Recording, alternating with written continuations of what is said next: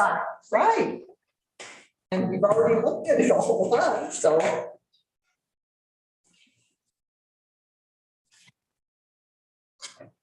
We have an announcement, and we get to that, to tell people that the lost and found. Oh, yeah, and I sent out all those summaries and I know that's a stupid thing. And I, I didn't see it to go, where, anyway, yeah, it doesn't matter. I think I know who that is. I think it- Joanne. I think she bought the Pirates, and I have. Okay.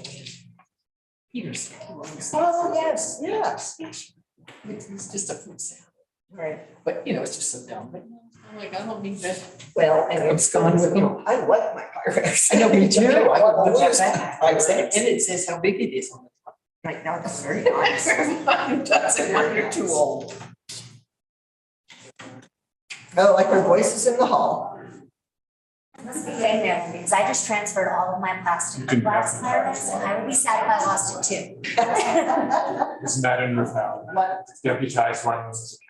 That's right. Oh, yeah. Okay, let's go. Okay, Here's my friend. it's 6:30 and I call this meeting to order. Let's stand for the pledge. I pledge allegiance To the flag Of the United States of America and to the republic for which it stands, one nation, under God, indivisible, with liberty and justice for all. All right, first item on the agenda is roll call. We have roll call, whoever is designated roll call person tonight. Mayor Bradford, Here.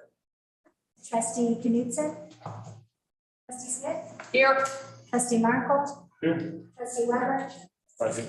trustee Valentine, Present. trustee Stelter. Okay, well, a couple of announcements before we get to announcements is that Rick Stelter probably has COVID. And so he figures he was exposed on Tuesday. He feels really bad. He has had negative tests so far, but it's been put down to the clinic. And he had a meeting, an hour and a half meeting with Dave Knudsen and Matt Lamington yesterday.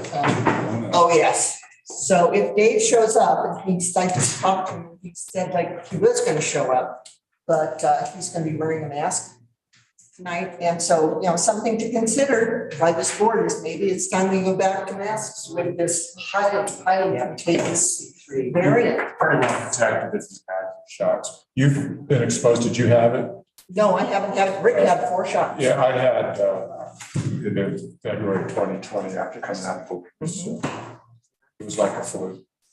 Well, I was Just lucky. didn't want to get it. yeah, you were very. Yeah, because people are really getting sick, even though they're Yeah. vaccinated. So it's something to consider. Maybe we can discuss it.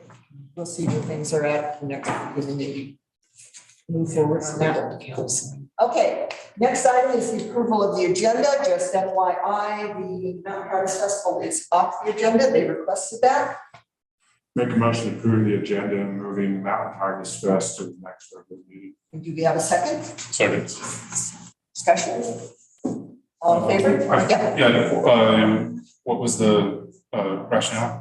Oh, because they couldn't get the people they wanted to come, so they Okay. wanted more members of the North Fork Creative Coalition to show up and they were tied up, so they couldn't. And can I just, Sorry. I was just gonna say, I add that my email that you all received about ordinance Yes, that we were not made aware of when this was brought to us. So that, and I had asked for it to be postponed as well. right, so, all right, all in favor of the agenda? I Opposed? No. All right, that motion passes. Next on is announcements. So do you have an I announcement? have an announcement for anybody that's watching. There are 3 items that were left over from the June 25th strategic planning meeting. A coffee mug, a men's very nice jacket, and a 2.5 quart Pyrex with a lid. If anybody knows anybody that brought this, let me know. Will that jacket fit me? Is that a It's medium? fine, it's a large, it's a large. Too small. Thank you. And the other, do you have an announcement, Thomas? I do. Go for it. I just want to make a clarification about a statement that I made at the end of the last meeting. I had a couple of people ask me about it. I mentioned that I didn't feel I had sufficient time to finish reading the packet. And some people took that to mean that I had not read the packet. And I want to make sure that I was clear that was not the case. Okay. Thank you. The other announcement I have is that I have been asked to do a presentation on the CDPHE Quick Win Grant, which will be an exciting 5 minutes long on the 20th of June. It's a webinar for the Colorado Cancer. But Some July, you said June. thank you. All right. Any other announcements? All right, next on the agenda is recognition of visitors and guests. Anybody want to say anything from the public? Yes, sure. That's the podium now? That is our motion. Yeah, I can believe it. In this town, I can believe anything really. I'm just curious. There's what seems to be a town Leonia bench, park bench in front of Leonia Park. Is that theirs, or they're just matching to town Leonia property? We have our benches in front of the table. You don't have. Okay, so they didn't get it from you. I got it. Okay. I can hear the answer. Oh, there is no bench from the town in front of town. That's their bench. I just love that. All right, anyone else? All right, next is the consent agenda. Can I get a motion to approve the consent agenda? Move to approve the consent agenda with the following. If anybody else wants to jump in and amend this, please do. Minutes, June 22nd, 2022, page 3. That's actually page 16 in the packet. It says that Thomas and I abstained from the. Yes, you are. Yeah, I don't know what a substain is. Something you can't get out of your clothes, I think. It was a stain. I should say abstain, ABSTAIN, ING. The other one is at the end of those minutes, it said that the meeting drug out. That sounds like we just got LSD and fell over. Drag is the proper word. Okay, anyone else? Okay, other thing on the consent agenda is I don't see any fee information for Linda Little's 3rd Street Bistro liquor license. No payment of fee. Oh, it's sitting in my box. It is, okay, but then we can't approve that, so. Does someone want to amend that to take it off? Yeah. I could change the Yes, motion. Mr. Ferguson. Ms. Ferguson? I did include a notation on the other that stated that pay section up at the top Yeah. is for the state. That's not the town. So I included a copy of the check because when I scanned any other, typically I don't do that. We never provide showing the payment that they paid the check. If it's in there, the only way that there would be any additional information is if something was missing, at which time I notify the board. So anything that's passed, if the board chose to pass it, it would be contingent upon completion. But that box up on the top is the state's box where they input their information when they receive the license. But on the Paonia Liquors one, you do include all that information. And that's what I just said. I did, when I scanned that in, I didn't redact it because it was already included in the scan. Okay, But typically we don't provide that. I mean, I have no problem with approving them, I just want to make sure everything's cool. Okay. Anything else? I have one correction on page 19. And I think that's right page, instead of Sally Kane, Sally Kane. Yes, good. All right, anything else? All right, we have a motion to approve the agenda with amendments. All in favor? Aye. Opposed?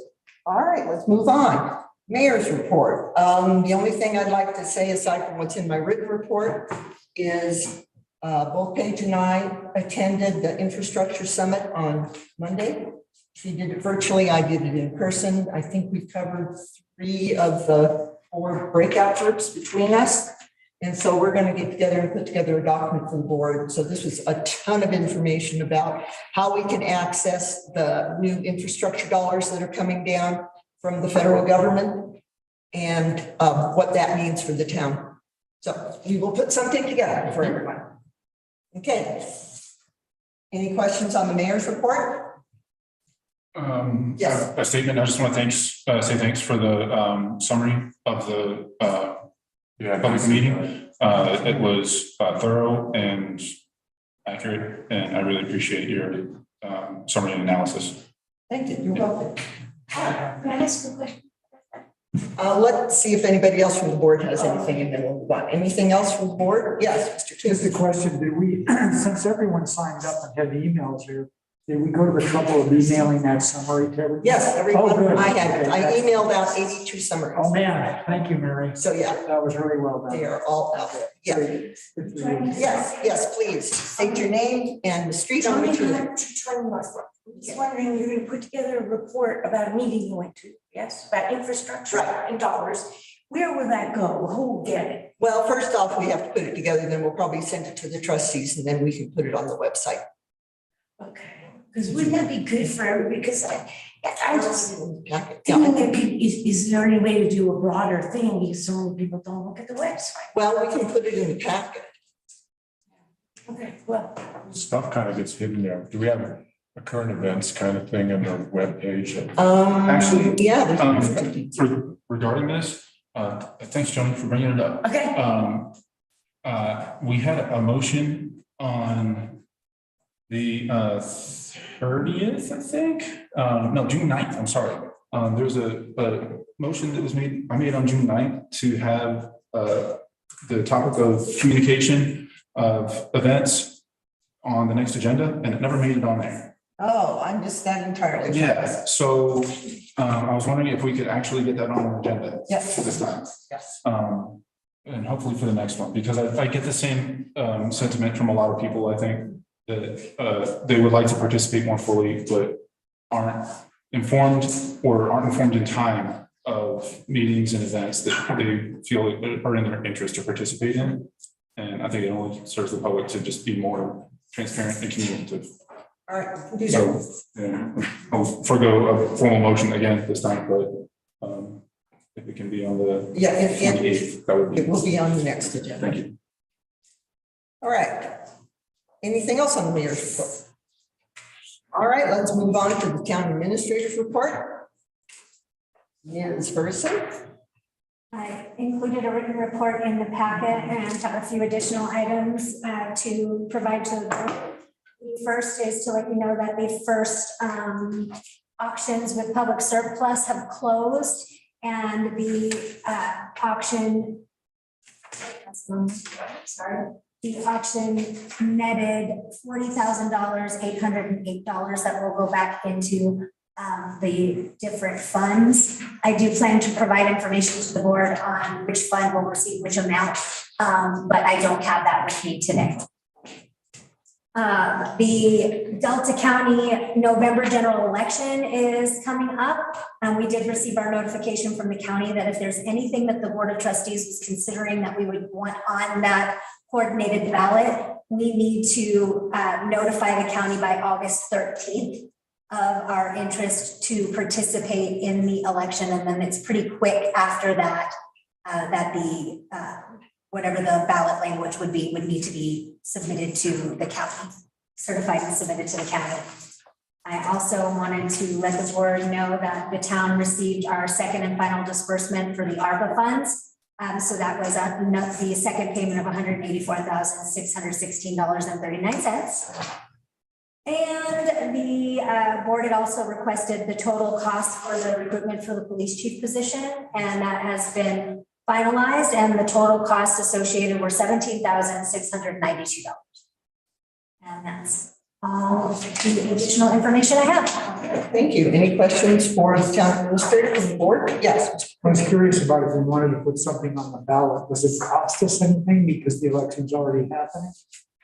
It costs the town, the way they do that is it's proportionate to how many items are on the ballot. You paid for your section divided up again amongst all the different entities that are participating. So yes, there would be an election fee. Typically, our elections run around $2,000 when they're coordinated, not almost.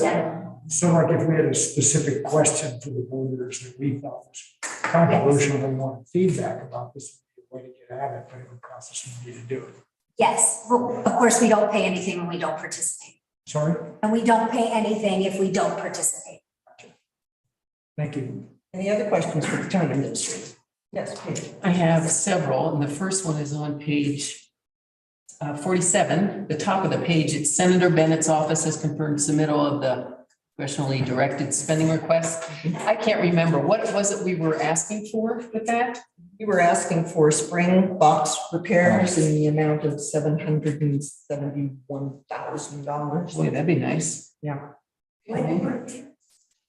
Congressionally directed spending, we asked for from Senator Hickenlooper and Senator Bennett's office that if they can earmark money for us, we asked them to earmark $771,000 for spring box repairs up at our springs.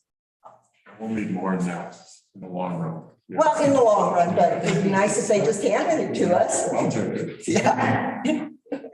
And if I may, I had a second question on that page, and it was 2 trees are going to be removed. Yes. And I just wondered what budget those trees removal was coming from. Is it the occupational tax or streets? I'm not sure which one Cindy has it slated for, but it could come from either. Okay. Yeah. Most likely the occupational tax. You think it will be? Okay. Let's see. So their request for board action, which is to have a special meeting Yes. next Thursday to go over the audit. And I'm certainly not opposed to that, but that's probably something we can talk about now. But I wanted to ask, whatever special meeting we do end up scheduling, if we could add a discussion of the administrator's job application and our process to that. So John and I, at this point, John and I are moving ahead with creating what we need to do, a draft administrator's application. John is going to work on a brochure that will be available. First of all, I want to make sure that you all are okay with us continuing with that work. Okay.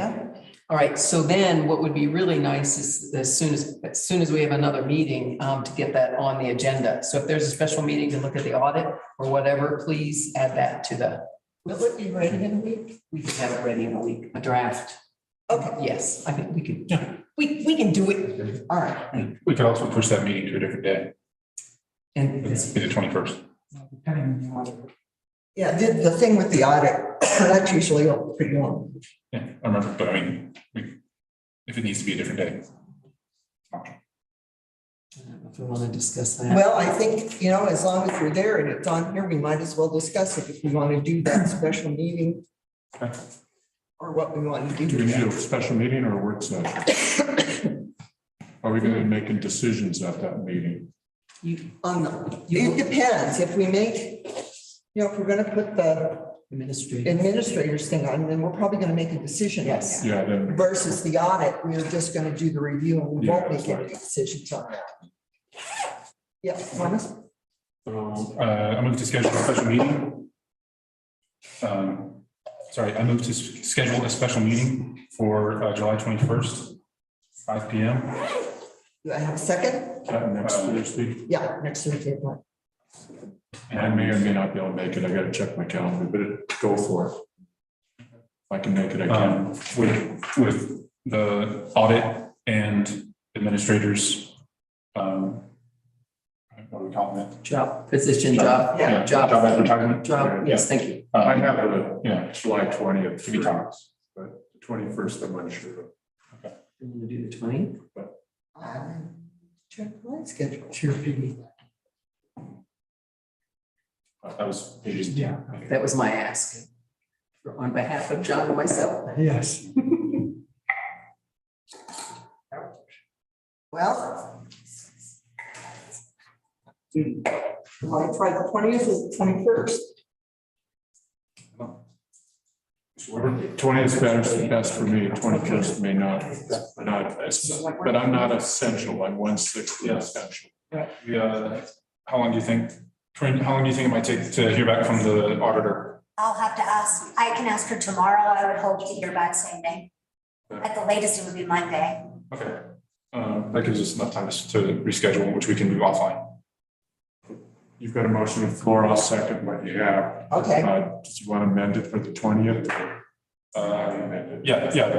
Sorry, yeah. Make a motion to amend the special meeting to the 20th rather than 20th.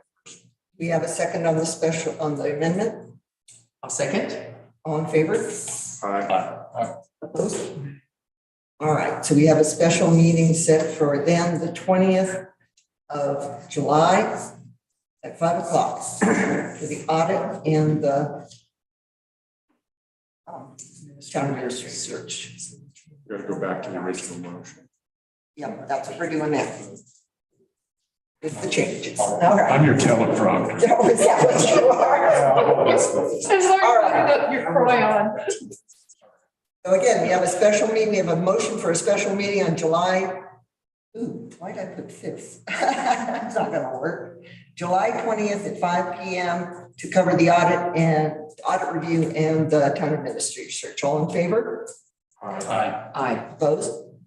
All right, that motion passes. Contrarian. Mainly because an auditor is hard to schedule. And they bring staff down, and they've already scheduled for the 21st, and that's why I didn't want to change. That's to change the meeting.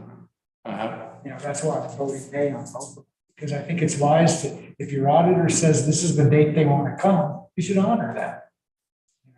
It's already set up. Is there a scheduling conflict, Corinne? I don't know. I'll need to check, to find out their availability. That's why I'm voting nay on both. Okay, we could patch it up ex post facto if there's some kind of scheduling. Right, exactly. Yes, I'll We can email the reschedule. board and So the- post the agenda as soon as I receive confirmation. Okay, that's cool. I'm not trying to be contrarian. Yeah, no, you're right. I missed It's that. potential, I mean, I can do it. All right, anything else? I have one last question on, below this other bulleted item that we've been told that in order to get emails for other citizens who are committee members, which I'm assuming this is meaning the planning commission, appeals, and Advisory water and tree Tree, board. water. tree board, okay. Whereas the tree board has a Gmail account They do. that they town. all created. We don't need, Do you use it? we don't need another email. Right. Yeah. Right. But that was your proposal. Yes, was that because we've had one individual's requested a town email. They don't want to use their personal email. And so I told them that I would bring it to the board because that's not something the board, we've ever done. The town's never done that before for committee members, which do come in and go pretty frequently.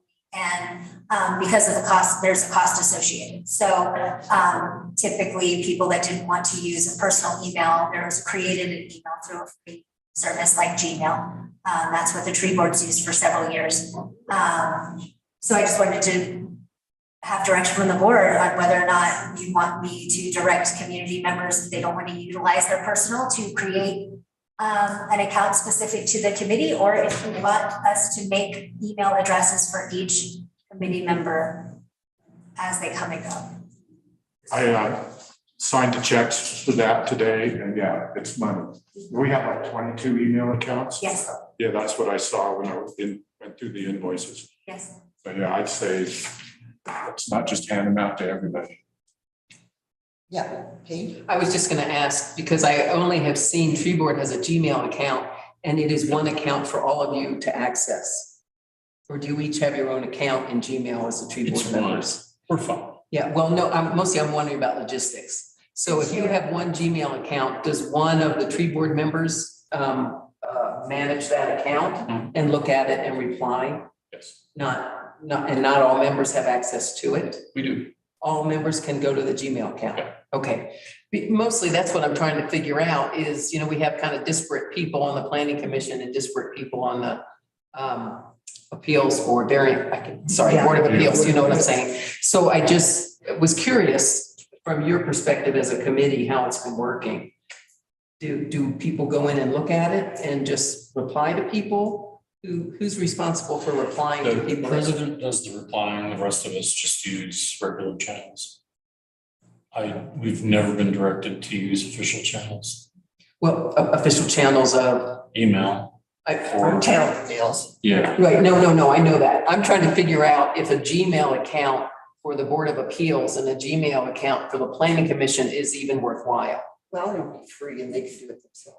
Right, and I'm just wondering if it's, and would you then put something on the webpage under where people can see our contact information? Would you have a add that for everyone on those two different groups? for free? Yes, so if the way that I would do that is that if a seated member had created an email address or wanted their personal email address listed, I would do so. I would list them. For the tree board,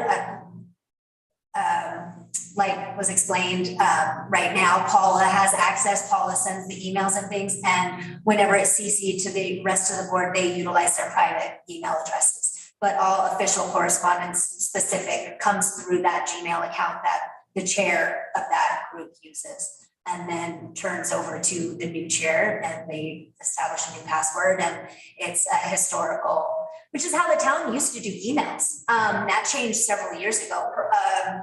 I was on the board, you were a number, you were a trustee 1, trustee 2, trustee 3. And then when a new trustee came in, they got all of that history that came and just took over that new email address.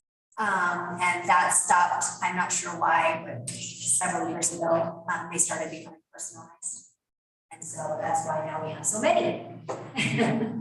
Right. Well, it seems I don't really want to have to pay for more email addresses, unfortunately. So maybe that would be the thing to do, is suggest they do a Gmail. And is there a chair of the Board of Appeals? Not yet, because they haven't had a meeting. Okay, so that probably needs to get a step. Well, maybe that would be the first thing they would talk about at the first meeting. Okay. Mark? I had other questions for the administrator's report. Sure. Okay. Just real quick, for the trees, different question. Do we have a replacement plan? Yes. Okay, how does that work? When the town takes out a tree, the next year we do a tree planting in the same area or near that area of removal with the homeowner's involvement on what type of tree. Yeah, awesome. And Paige asked all the other questions that I was going to ask. Thanks. Okay. Anything else on the town administrator's report? All right, seeing none. I have one. Oh, I'm sorry. In the administrative report, it says, it talks about interim chief manager. Is he an interim chief or he's a chief? He is an interim chief. He's an interim chief. Yeah. Yes, So he doesn't have the qualifications to be a police chief, is that correct? yes, he does have qualifications that are required to be a police chief. The reason he was given, and as discussed, the interim title at my behest initially was to allow for some additional road experience here in Paonia. And there's a 3-month and a 6-month evaluation period of time while he completes those tasks, which could happen faster than 6 months, but a maximum of 6 months, at which point the interim terminology would be. So the 6 months is It would be then in the end of December and January. December and January. And then the 17,000 expense for searching for a police chief. When we had one right here in town, did he make an offer, show some interest even before you put out that? Yes. Even before you put out a search? No, I wasn't here when the board. I wasn't here for that part of it when the board determined to make the search. I think that's why trustee. Yes. If I can answer that, since I was involved in the process from the beginning, most of that expense was for the recruiter. The recruiter was looking at outside candidates. During the process of the outside candidates coming in, that's when we applied. So it wasn't like right in the very beginning. And then the big conundrum of any of the internal candidates is you just hire that person or you make them compete for the job. You know, the idea here is to have them fully compete with other people and show that they're the best. So that's what happened. So I supported that decision. Yeah, I supported that decision in hiring a recruiter, and I supported the decision in bringing the candidate. So if you're mad at anyone, it's right here. I'm not mad, but it seems, odd. When there's a vacancy on staff or, trustees or something, why isn't it announced, for instance, a few weeks before? Just to see if there's any interest in the area, because there's qualified people here. That's all. Save some money. I mean, this is ridiculous. So I agree, we're spending way too much on like search committees and stuff like that.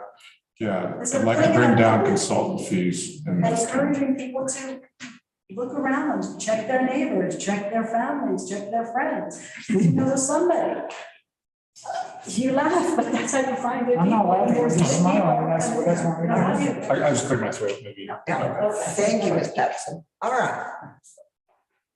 Yes, Mr. Merkel? Before we get out of administrative, is the respec JDS hydro proposal in administrative or public works? Administrative. Okay. It was requested that it be included again by trustee Smith. Okay, cool, thank you. I was wondering on this proposal, how much overlap we have, a pretty big part of it is a rate study, right? Yes. Does that overlap with the rate study we had done last year in October, RCAC? It will be, this is primarily wastewater. Right. But there's overlap. There's overlap between RCAC, the CRWA and what JDS is looking at. Right. I was wondering if we could modify this to eliminate that overlap. We could remove it, but I don't know about modification. These ones that are done through DOLA are at no cost. It's specific to DOLA and they use JDS only. Right. I understand it's grant money. So I mean, we can Right. remove it, but I don't know that we would be able to add something else. Okay, yeah, no, I just think that making sure that our scope is appropriate for our information that we already have can save money. And even if it's DOLA's money, I feel like we still have an obligation to make sure that their money's not being wasted on information we already have. So Thomas, I forwarded that, cut that piece out of the packet and forwarded to Jeremiah for comment. Okay, thank you. All right. Yes. I had a few questions about it as well, and you answered the first one, which was that, so did the town actually ask to have these things looked at, or is this what JDS and DOLA kind of came up with? I wasn't sure of the origination. It started in one of our board meetings in conversation that the board was having and back and forth conversation that we were having. JDS then said, hey, I think that this is a perfect fit for these things that you were discussing with this grant that DOLA provides, and asked if I was interested in them reaching out to Desiree and to Dana, our rep. And I said, yes, let's see. And they did that. And we had a Zoom conference where we met with Desiree and she requested this document. Thank you. So let's see, I just had a couple comments about what's in it, mostly just some clarification. So I've not heard us do much discussion about the town of Paonia taking over the water systems. So I'm a little concerned about that being looked at because I'm not sure what the advantage would be to the town of Paonia with them spending time doing that. Well, it's been discussed several times. There's been discussion about the town absorbing some of the water companies, especially where we have situations where we talk about the disparagement with outside water companies that are having to pay for dual treatment of water that the town is already treating and that we're already testing. And then they're having to have ORCs and have it tested a second time because of their classification as a water company. So there's been conversations many times about, well, does the town want to reabsorb those water companies, which basically we would then bill them directly. They would be a direct bill customer, each person, like our in-town, and we have many out-of-town customers that we direct bill that are not part of a water company. Part of that discussion included things, how would that be structured? Would we do some type of a pilot program where maybe we took one or two of the smaller water companies, looked at their budgets, what they've been working with, and came to some type of an agreement, whether it be for 12 months after we reabsorb, you hold on to the money, has to stay in the pot that's in their account for any infrastructure repairs or maintenance that needs to be made on their lateral line off the town's main. But one of their requirements would be that they purchase and install the remote radio meters for radio reading each of the individual locations, things like that. So through that, both JDS and DOLA thought it was potentially could be a good idea, was very feasible. We've had 0 out-of-town water companies say they don't want to participate if the town ever did do that. They've all said yes, that they would be interested in coming back, it being billed direct instead of having a water company. And so that's why they were going to look at that and see if it was feasible and something that would be beneficial to the town. So a bit of history on that. Bill Brunner and myself and Karen had an initiative to consolidate the water companies, if you remember that, Bill. It failed by 34 votes. Then when I was on water committee, I got all the water companies in this room and talked to them, and it was like, no way we were going to get them together. They may have changed their attitude since, but it's a far more difficult task than you think. So I think having JDS look at this, I think it's a good idea. yeah, might as well.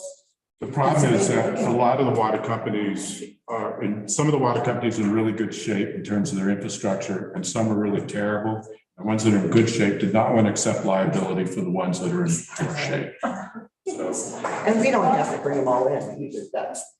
no, we've gotten some in. German Creek subdivision, you'll now notice has been consolidated into a company. That used to be just loose stuff that we made some progress, but as to getting all of them together. Go ahead and try it. Or as many who want to be part of it and let the others do.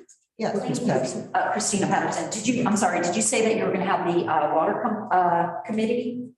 No, JDS Hydro is doing this part as part of the DOLA grant. Yeah, JDS Hydro is talking about consolidating the water companies again. It's just that historically, we've tried this multiple times and have not been successful. So I'm just cautioning that it's not easy. Right, because I'm on the West Paonia Water District. I've never heard anything. I know everybody on the board. We have board meetings, but never heard about this recently, that this is. No, wasn't recent. We did it in the early 2000s. Were you on then? Yeah. Yeah, you were. But are you talking about currently or Has it recently? discussed more recently? Yes. That, Yes. that the districts have been contacted? Because I. No, not recent. Okay, This is got it. history. Thank you. This happened 20 years ago. Okay, great. Thanks. Yeah, it's me. I had one more question. It was this a case where you could have, would it have been possible to put in a request to have them look at our springs ownerships? And how much? No, because it can't have any overlap with anything else that JDS participated in, and they considered it to be minorly overlapping with the infrastructure analysis. Thank you. Dang it. So our springs ownership, I know this has come up a number of times. That stuff is all solid at the moment. We know our spring rights, they're on file. I don't think we need to, there's been I think a request by somebody to actually have a lawyer go back and go over it again. There's nothing to be gained by doing that. We have really solid spring rights.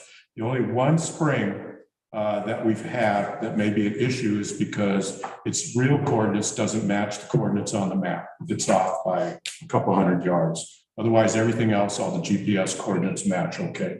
So that one spring, we need to clarify whether the water commissioner coordinates for it actually match the real spring. Jeremiah had talked to the water commissioner about it, and the water commissioner said, yeah, that's your spring. But we really have good solid rights. Don't really need to chase that.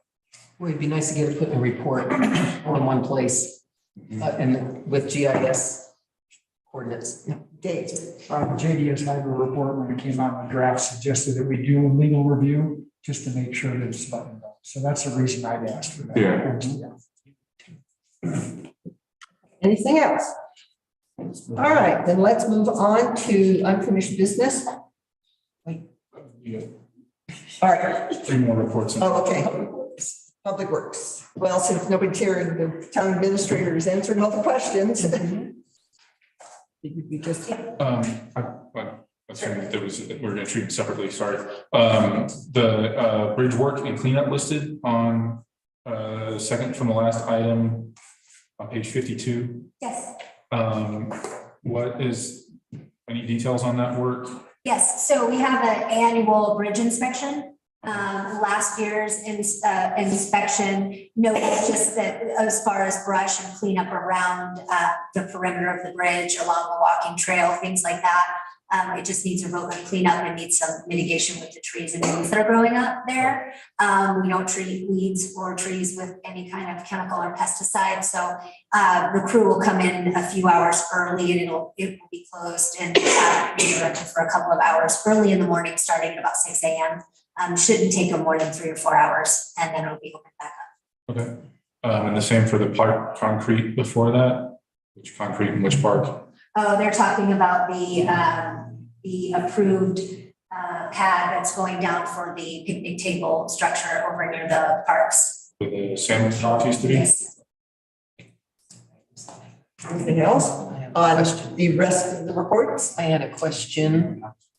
Oh, I had a question on page 51 of the Public Works Report, the sewer line issues on Doris Avenue. So I'm kind of curious about how much this is going to cost and how we're going to pay for it. So my questions get to the extent of the sewer fix, as in the number of feet that are going to need to be addressed, and which fund we'll use to pay for it. And I would also like to know if this sewer fix on Doris overlaps with sewer places in the SGM report that were 50 years old or more and were high priority. Right. So I can't answer the JDS part. I'll note that one so we can look at that. But this is the sewer line issue that I discussed at the last meeting when we were talking about the general engineer and going for a general contract engineer, because this isn't an emergency situation, but it's one that's going to need to be addressed. And some of the problem that we're having there is the length of pipe and the drop from one manhole to the next. And so I don't have the information when it comes to the length of the pipe and the cost, because a lot of that is contingent upon the drop and if how much they're going to have to take out to do it. But this is one of the first tasks for our engineer when we get one. So, and you're referring to the draft you sent us by email? Yes. Okay. So, and then to follow up with that, since this is not an emergency and we're going to find out what needs to be done, will this be a request for bid project? Yes. Okay. Anything else? All right. Anything from the public? All right, seeing none, let's move on to next steps regarding enforcement of Grand Avenue property special. So we did get an opinion from the attorney on this, and we need to take some steps here. Yes. I'd like to make the motion that we crash the whole thing and forget about it. Okay, we have a motion. Do I have a second? I said I'd like to crash the whole issue and forget about it. Our advice from our attorney was that we're legally liable if we open up a special review. It actually changes the conditions of the already issued permit. That it would be increasing liability for the town. We have to pay all the way to the town. This is water over the dam. I think a review, not a special review, but a review may be in order of how the decision was made and how we might move forward in the future. But to go back to what's already been done when permits are issued, not a good idea. So I'd like to move that we proceed with a special review. Okay, do we have a second? Second. All right, discussion from the board. So one thing that just changed the whole ballpark on this, I know the lawyer said you could get sued, but once they dumped asbestos in a publicly accessible dumpster, everything changed. I mean, this project needs to be looked at in fine detail. Our main job is to protect the health, safety, and welfare of the good citizens of Paonia. And putting toxic substances in a public dumpster is surely not helpful to the health of the citizens of Paonia. So yes, we're not going to get sued. And here's the reason why. He sues us, Zimmer sues us, we go before a judge, we explain he's dumping asbestos in a public dumpster. The judge will let us have any kind of review process we want. Think about it. What was that? I just said I don't agree primarily because we have a presentation from. Excuse me, Mr. I'm sorry. Knudsen has the floor. Let him answer. Fair enough. We had a statement from both our building inspector, who was in charge of that project, contractor in charge of it. Yeah, I didn't see, there was huge health and safety issues, I did not see that. Could you speak louder? I didn't see it, there was speaker. Yeah, I know. With a mask, you're I gonna got have to exposed crank to it up. COVID last night, so I counted her. She's trying to protect everyone in the company, so. I was satisfied with the explanations we got from our building inspector, and from the contractor, when they appeared before this board. Yeah, Mr. Martin. If I may, so we have a motion not to proceed with the special review. Correct. Okay. So I'll speak to that rather than any other circumstance. I am highly conflicted about this because on one hand, I feel like an investigation of some sort is appropriate, because I feel like our systems that are here to protect us are failing in some fashion. The public input that was, as I read it, appropriate for the use of these structures in this fashion didn't happen. And I can appreciate that at this juncture, we don't have a palatable solution, because we do risk a lawsuit in revoking someone's permanent building permit that's already been issued. If we want to have language in our ordinance that indicates that we have that right, we can do that, but we don't have that language at this time. So it might be prudent in moving forward to create that language. I think that, I mean, I don't want to get sued. I don't want to waste anybody's money and time. And I don't know what to do, because I feel like our laws have been, there have been exceptions made to our ordinance. Mr. Conklin, would you like to weigh in on this subject? Sure. Hi, everyone. As you know, I provided some legal advice in executive session, and I'll reiterate that I do think there are a number of legal problems in attempting to initiate and compel a special use review proceeding at this point.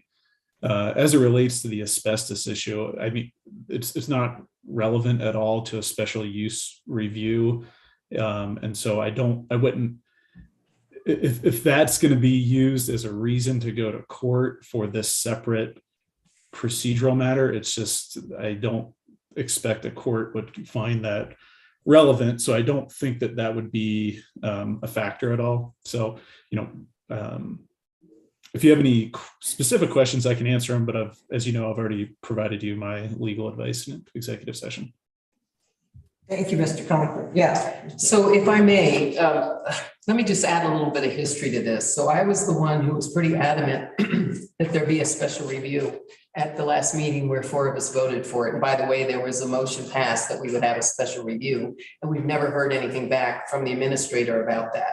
So I just want to bring that up. One of the things that has come up, and I agree with Trustee Markle, is that I feel like our administrator used the wrong ordinance when she said yes to this. This is clearly multifamily dwellings being put into a C1 district. And Mr. Reardon even said that in one of his emails. Must be a mixed occupancy building since C1 district has the following restriction for dwelling units. So I am really concerned that our ordinance was completely ignored and they were allowed to go ahead with many inconsistencies of information, permits not issued appropriately. And I feel like a special review is in order. However, the point that I had made earlier was that the provisions in the special review, as I see it, none of which would require they stop permits on either buildings. None of the things in the special review require that. To me, we have a legal description of the property. That's a no-brainer. The list is here in front of me. Size and shape, height, and character of all signs. That's not even relevant in this particular case for these apartments. To me, the biggest issue, hang on one second, the biggest issue is off-street parking, which is required in our ordinance. Doesn't matter if it's one apartment, 2 or 3. There is a requirement for off-street parking when there is a construction, addition, or a change of use in a downtown on public streets. So my main concern here is that we have no idea where the people living in these 5+3 apartments are going to park. And we need to preserve the culture of our single block of downtown business district and not allow people to park there 24/7 and have their friends park there. And we don't have any provisions for not doing that. So that is my concern. And I know Mr. Compton has his hand up and so does Ms. Ferguson. Thank you. Mr. Conklin. Just 2 quick points, and Corinne might speak to some of, or might have something else to say as well. But my recommendation on this is to take a look at the code, and if there are deficiencies, to go about changing them and be forward-looking in their application. And one of the issue here in demanding a special use review is the tool. So how do we compel someone to participate in that process, even if we think that once in the process there's kind of any issues that can be addressed and accommodated, these parking concerns, it's compelling that process. So to do that is going to require legal action, and that's kind of where the rubber meets the road on all the other legal issues that I've raised in our executive session. And so I just want to add that so you're mindful of it. Thank you. Ms. Ferguson. So first, I apologize if I was remiss to notify the board of what took place. I thought I had included it in one of my administrative reports afterward, but the special review application information was provided to the property owners on May 26, 2022, following the board meeting where that vote was made. We were provided that application and packet of information on the information you have to give to the town in order to hold the special review. The second is that Trustee Smith has stated that the issue is parking, and in the evaluation and the report that I provided about the process and the ordinances, I included the specific discussion of the parking and noted that for the 3 studio apartments above the Masonic Lodge, that not only do they already have parking spaces, but they had entered into a rental agreement that they're already paying for with the neighboring property owner that owns a length of parking spaces that are not used for the residential units that are in his building existing. Also, the town has an ordinance that doesn't allow for overnight parking on Grand Avenue, so there wouldn't be any overnight 24-hour parking. As far as the Kennedy building's existing apartments, there was also included in that the discussion of having to use side street parking and public parking lots for anyone that lived in the units. They also would not be allowed to use the Grand Avenue on-street parking. That information was provided. If I might, just to follow up, because I do remember that in there. My concern is we have nothing definitive that says that. The last we saw of the information that we got through a core report was that these folks got a 1-year lease to use Ben Lehman's spot over on that side of the street. What's that? 5 years. See, we have not seen any of this, Corinne, none of this. So here's the other thing. Why would we agree to give up public property for private persons? That should be a rented. Why would we do that without some kind of a legal agreement that we are being paid for those public spots behind here? For use of the public Hayes. parking lot? Yes, for Hayes Drug. Everyone private uses parking. that for private parking. Overnight parking? It's used for overnight parking. People park back there all the time. I'm sorry, but I do not agree that our public parking lot can be used by people who are living in that building. That's just. I would understand that, but it doesn't, there is no regulation to support that currently in the municipal code that I am aware of. And so that would be I understand what you're saying, but there is nothing that I'm aware of that states Okay, that they can. Mr. Knudsen.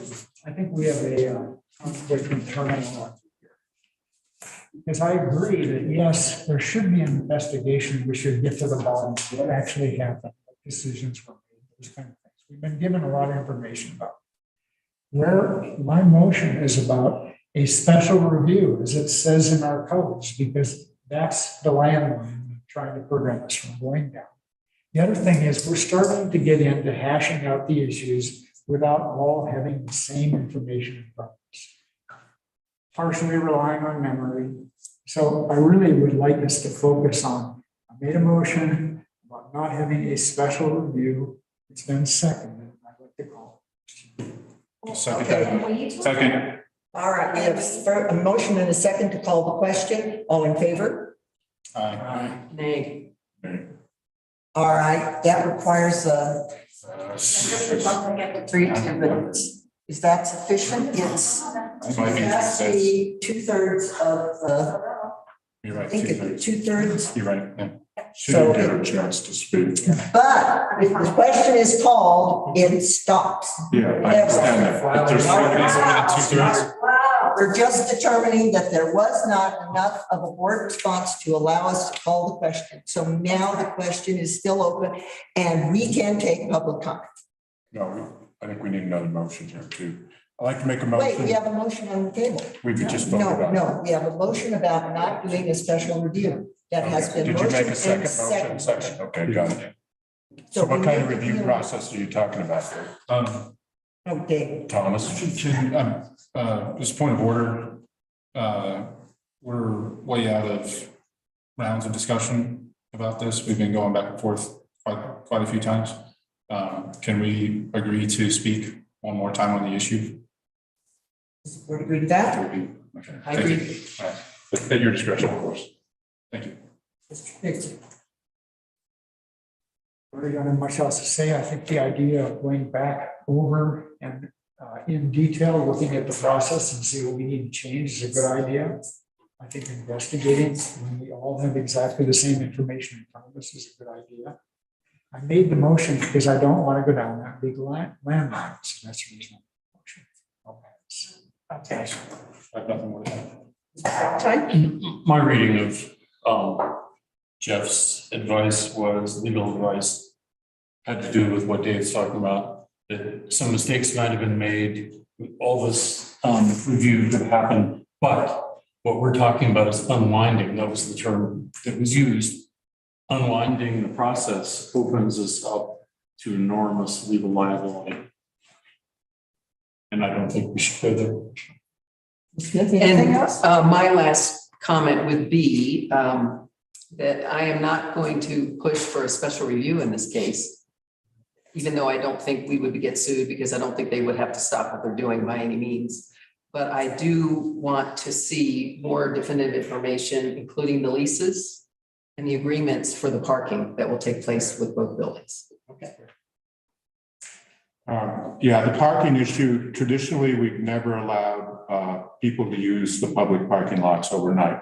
That's kind of slipped, the one that's over there, the dirt parking lot on the other side of Main. People started to park there. We chased them out before historically, and we've not allowed people to use the parking back here. It really, the ordinance is very clear. They need to provide off-street parking. It's just right there in English. Okay, all right. My comment on this is, again, the lawyer's opinion on this was very, very clear. Yes, I think we have problems in the ordinances that we need to address. We need a much clearer definition of multifamily housing. We need, yes, we do, I think it's because, a great definition. well, that's part of where we went wrong, is because of the definitions about the C1, what was permitted in C1 by right. So we do need to clean things up in the ordinances to make sure that this isn't going to happen again. We can review the whole process again. I mean, we've had lots of information on this, but fine, let's review the process again. But let us not open ourselves up to legal liability on this. All right, Ms. Peppers. David. Thank you.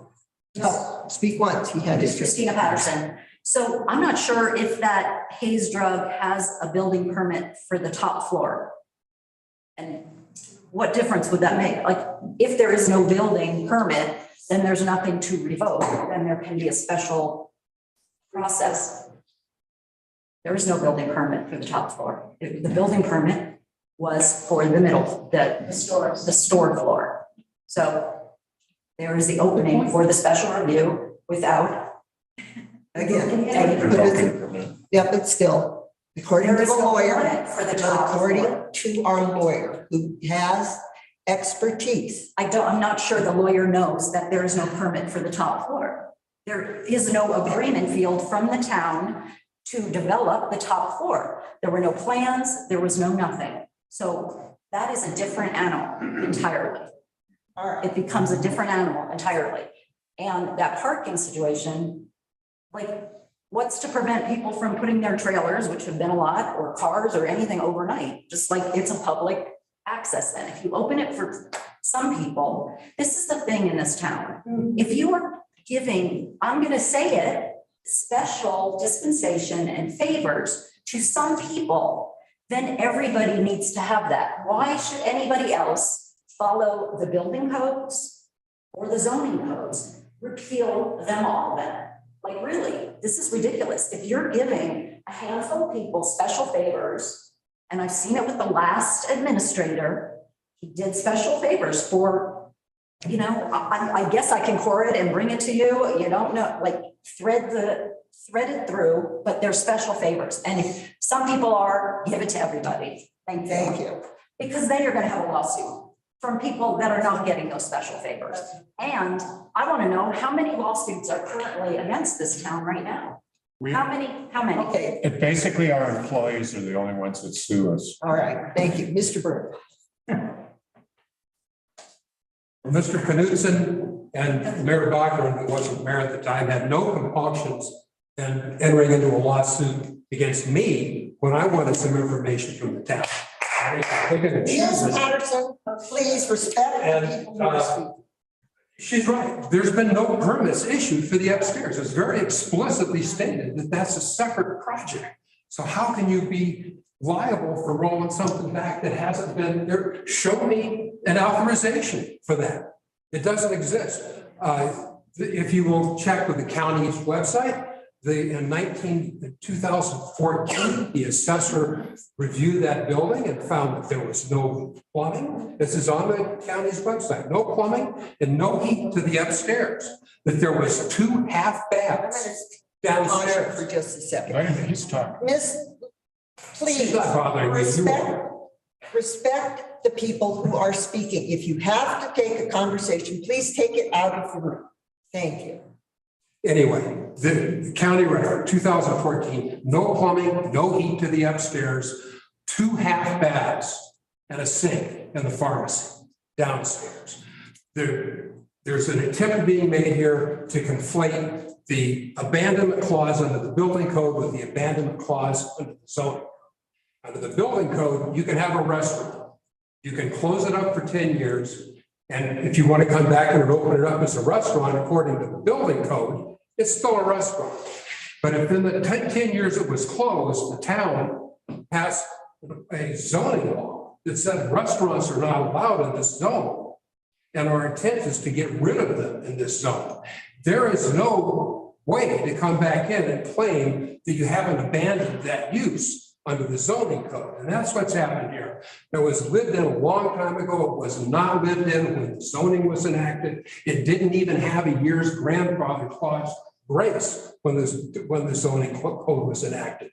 There's been no authorization issued to do it. What you need is some guts to take care of this. And to me, the main issue is the water moratorium. This is an extension of the right to provide water, an obligation to provide water to additional dwelling units. Okay, and I have right here, and I'm handing it in tonight, is the citizens initiative. I want my name off the water moratorium. I think you'll be fools if you don't reenact your own, but you don't get mine anymore if I can push this through. And I'm going to follow this up with an initiative to dump the zoning code. with the recommendation that you enact some new zoning codes, because if you can't enforce this, you can't enforce anything. And it's just a penalty on people that would try to follow the rules.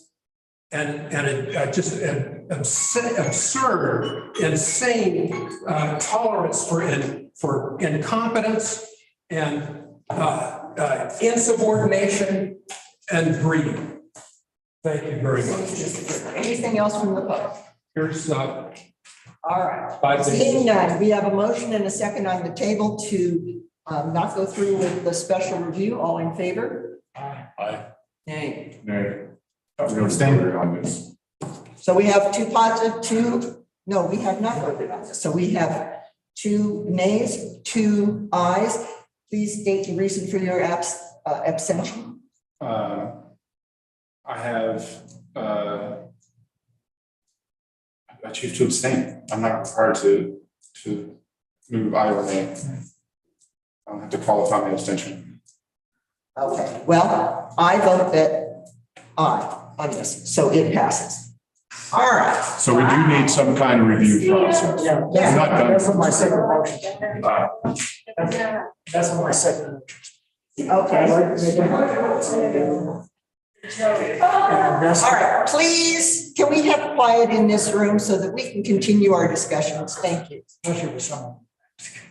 So I'd like to make a motion that we have an investigation of the events that led up. And then also, like, I don't know about the building permit situation. This is something that's recent to me. I heard it like 3 weeks ago through the grapevine, but I have no official channel about what building permits have. So I think an investigation of putting it on, maybe it's better to say putting it on the agenda. To have an agenda item that would be an investigation of the decision-making process with the 2 building projects on Grand Avenue. Okay, we have a motion to have an investigation of the decision-making process for the 2 properties on Grand Avenue. Do I have a second? Second.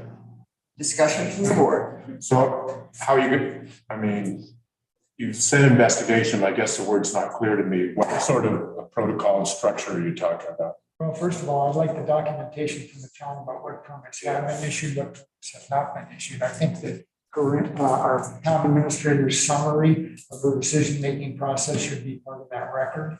Our legal opinion should be part of that record. And if there's building permits and progress of building permits, that should be part of it.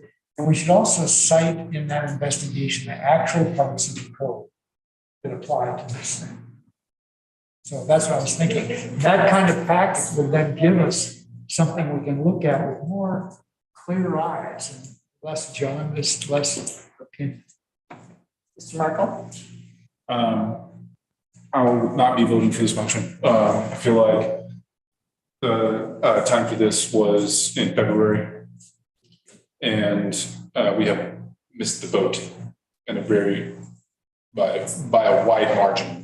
I think if Dave, if you if anyone would like to produce a report of what is already public record, I think that that's totally appropriate. I don't think that the board should have any input on this beyond moving forward with corrections to our ordinance to ensure that the integrity of the character of downtown as it was intended in our zoning laws is respected, or we, as Mr. Bruner is suggesting, do away with the laws, either follow them or get rid of them. I'm not worried about what happened. I want to know that we can enforce laws. And if not, why are we here trying to make them? Thank you. Please. All right, anything else from the board? I will not be voting for this either, because I have my emails that I sent to the administrator alerting her to my concerns and citing the part of the code that was applicable. I was rebuffed. I was told by her that she had told the contractor to stop, that none of that was true. So I have that.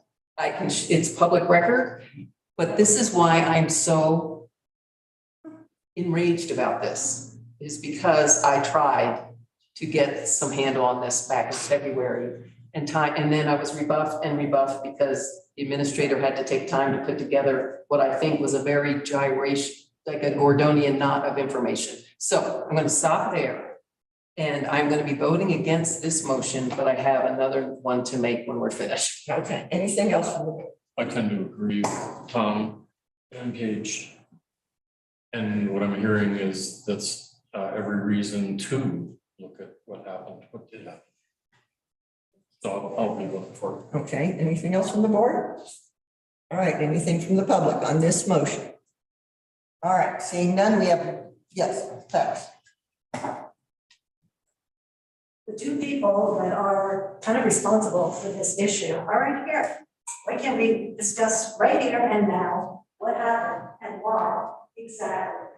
Thank you, Ms. Paxton. All right, we have a motion and a second to engage in an investigation of the decision-making process for the 2 units on Grand Avenue. All in favor?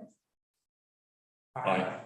Opposed? Nay. Nay. All right, that motion fails. I'd make a motion that the occupancy of the dwelling units in the Hayes building be denied until the water moratorium is lifted. Okay, do I have a second? I'll second that. Discussion? The intent and our legal advice was to use a broad interpretation of the water moratorium. You're adding users to the system, and it's kind of an under the table way to do it without, and it just violates the whole intent of the water moratorium. I'm not against those eventually being occupied, providing all of the things like parking and stuff are solved. But right now, it violates the whole intent of the citizens' water moratorium. Okay, anything else from the board? Can you repeat the motion? Sure. We have a motion that the occupancy of the dwelling units in the Hayes building be denied until the water moratorium is lifted. Thank you. And if I may, Mr. just Conklin. briefly, for clarity, the legal advice that Trustee Weber referred to was not mine, and so we've I think reviewed that separately. So I just want to clarify that issue. Okay, thank you. That was my point was, what we're talking about is not increased tax. And we don't want to get into business saying how many people are you allowed to have in this building. You're not allowed to have kids, not allowed to have guests. Obviously we don't want to get into the whole realm of determining the number of users there. And this, I think, was that was part of our advice, was that the permits were an issue of the users, not tax. I don't remember if that was the terminology used, but that's what I took away. I think we don't have permits issued. Is that correct? There's no building permits issued. Is that correct? Yes. Is there a building permit for the upstairs of Hayes building? There is not a building permit for the upstairs of Hayes building because there does not need to be a permit for the upstairs of Hayes building. It doesn't it doesn't meet the requirements of a permit. You have to be doing certain things to the existing structure to have a permit. You have to be tearing down to your stud walls. You have to be exposing your subfloor. There's certain things that trigger that. Cosmetic changes in a room don't rise to that level. And so you can change your tile and you don't have to have a building permit. But don't you have to have a plumbing contract, a permit for plumbing? They're going to put in 5 units. That's a state permit, and the plumbing, regardless of what it says on that site, I've been in the building and in those apartments and there's plumbing in them. There are bathrooms in them. It's existing. So if you're changing out, you have to have a plumbing permit, but the town of Paonia doesn't regulate plumbing or electrical. That is all done through the state. Same with asbestos. The town doesn't regulate that part of it either. All of those permits and inspections have to be done through the state in permitting and inspections, which is why my other question is that if the board does move forward with not allowing occupancy, how does the board suggest that it be enforced? Because a certificate of occupancy isn't required in units that have work done to them that are not requiring a permit or are not recognized as a change of use, which they were not. Mr. Mark. So since we're aware that work is being done on the building, has the building inspector been inside to verify that a permit is not necessary? He has been inside the building multiple occasions. Okay, can we have that, like whatever documentation there is of that? That he's been building? That a permit is not required? I can request that from him. He doesn't write reports for properties where permits aren't required. I assume that he invoices and notes his visits to every building. When Correct. permits are required, yes. My understanding is he bills whether he issues a permit or not. If he's been requested to come into a place, yes, that is accurate. Okay, so. Yes, I will, I can Okay. request something. If there's a written record of Yes, a visit by a building inspector to this building, yes, may we see it? yes. Thank you. Not make a motion to that effect at this time. Okay, well, we're in the middle of another motion. So anything else from? My concern is, once we let them add users to the water system, that anybody in town can go ahead and build anything they want and add users to it. So if we make an exception to the moratorium here, we're gonna have to do it for everybody. Basically, the moratorium loses its force. Corinne, are they grandfathered out of not having water taps for their units? Is that what you're saying? Former town manager Jane Berry had the board vote and removed the requirement of additional taps for additional uses inside one building. Yeah, I'd heard that. So I wrote that original ordinance that required the taps. Right. Yeah, you were with me. Anything else from the board? Does anyone else need to speak for Ms. Merkel? Okay, Ms. Merkel. For clarification, what I'm hearing right now is the use inside of a building does not determine the number of taps required to service that building. No, that's not what I said. It's a misunderstanding. Then can you clarify for me? So they're not required to have additional taps for each. Prior to 2016, the water ordinance stated even if it was in one building, if there were 2 apartments, you had to purchase 2 taps. If there was a duplex, you had to purchase 2 taps, 1 for each duplex. When manager Jane Berry was here, she stated that's ridiculous. If there's a tap to the building, you shouldn't have to buy a new tap because the tap's already there. You should have a separate billing use and separate meter for new construction, not non-existing. So that clause was removed. You're not required to purchase an additional tap if you're not actually tapping the main line. You're charged another base unit for each unit. So you could actually have 1 tap in the line and run it out to 40 houses. So You could, if it was big enough and it was all on one lot, but each house would have to be metered differently. That's how the ordinance is written and was passed by the board. I believe it was 2015, possibly 16. And that's for anything else from the board, please? All right, anything else from the board? Sharon, please be recognized. All right, so I think that denying occupancy of the dwelling units in the Hayes building, we have no mechanism to do, no legal mechanism to do that. The fact that our ordinances state what they state about water taps means that it is not changing the water moratorium. I would be then in violation of the water moratorium if I rented out a room and had other people come and live with me. Same difference. So I think this is, it's not a violation of the water moratorium. We have no enforcement mechanism to do this. And so I think we'd be shooting ourselves in the foot. Anything from the public? Yeah. Christina Patterson, correct me if I'm wrong, but I think the last, when you asked, when Bo Nerlin was our lawyer, and he said any additional sort of load on the system was in violation of that water moratorium. So what are we working with here? I'm hearing so many different things. Adding more bathrooms and load to the system was a violation. Am I wrong? I really do think that's what Bo Nerlin said. And if it's a different, our lawyer currently has a different perspective, I would like to hear that. Thanks. Yes, Mr. I remember distinctly having to deal with this when Bo was our lawyer. As a council at the time, we had made a decision that we want to be very strict in our interpretation of that. And so that strict interpretation stood until we had a second opinion about, and this is from our current lawyer, about whether we were taking away a right of property owners that already existed. And that was the rationale, saying that the moratorium itself was about water taps. And I think that's where we started going down a slippery slope. Now, if we want to be very strict, and I think the suggestion's been made, if we want to say, this is the way we want to have this water system until we have a better handle on our springs, a better handle on a 1 million gallon tank, whatever it might be. If we want to have a very strict interpretation, then we need to act accordingly and make a motion and do that.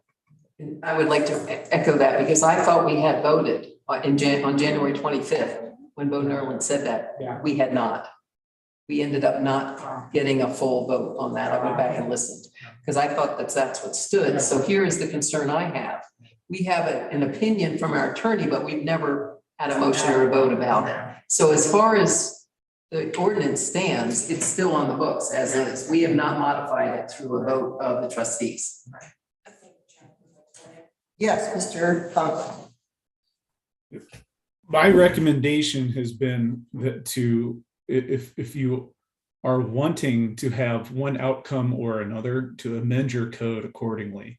I don't interpret it, the water tap moratorium, in the same way that Bo did. You've received my legal advice and a memo from me on this subject. I'm not going to restate that now, but my recommendation is if you are wanting to have that moratorium apply one way or the other, you should have an ordinance prepared that amends the code to very clearly reflect that. Further, if you'd like to, another recommendation from my memo was to pursue amending how the taps are structured. And so to go to an EQR schedule or something that would more clearly correlate usage with number of taps. And so those are ways to address the issues that you're discussing. And I think that would be, if that's where you want to go, then I would recommend you do so through an ordinance. Thank you. Anything else from the board? Yes. Just looking at the language of the moratorium, and a quick reminder to everybody about the basis of this conversation. The crux of it is the definition of tap. It means a physical service connection to the municipal domestic water supply distribution system or right to water supplied by the town of Paonia. So, right to water supplied by the town of Paonia, I guess, is the question, whether we feel that there is a right to this use. I think, yeah, we have a very hard argument against it at this time. We do have the right to restrict use, but not to any individual, as I see it.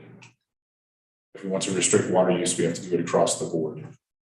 So this is basically forcing the issue, I think, of the moratorium in itself, because a previous board stated that, and this is the optimal scenario, that right now, you can do whatever you want with your water tap.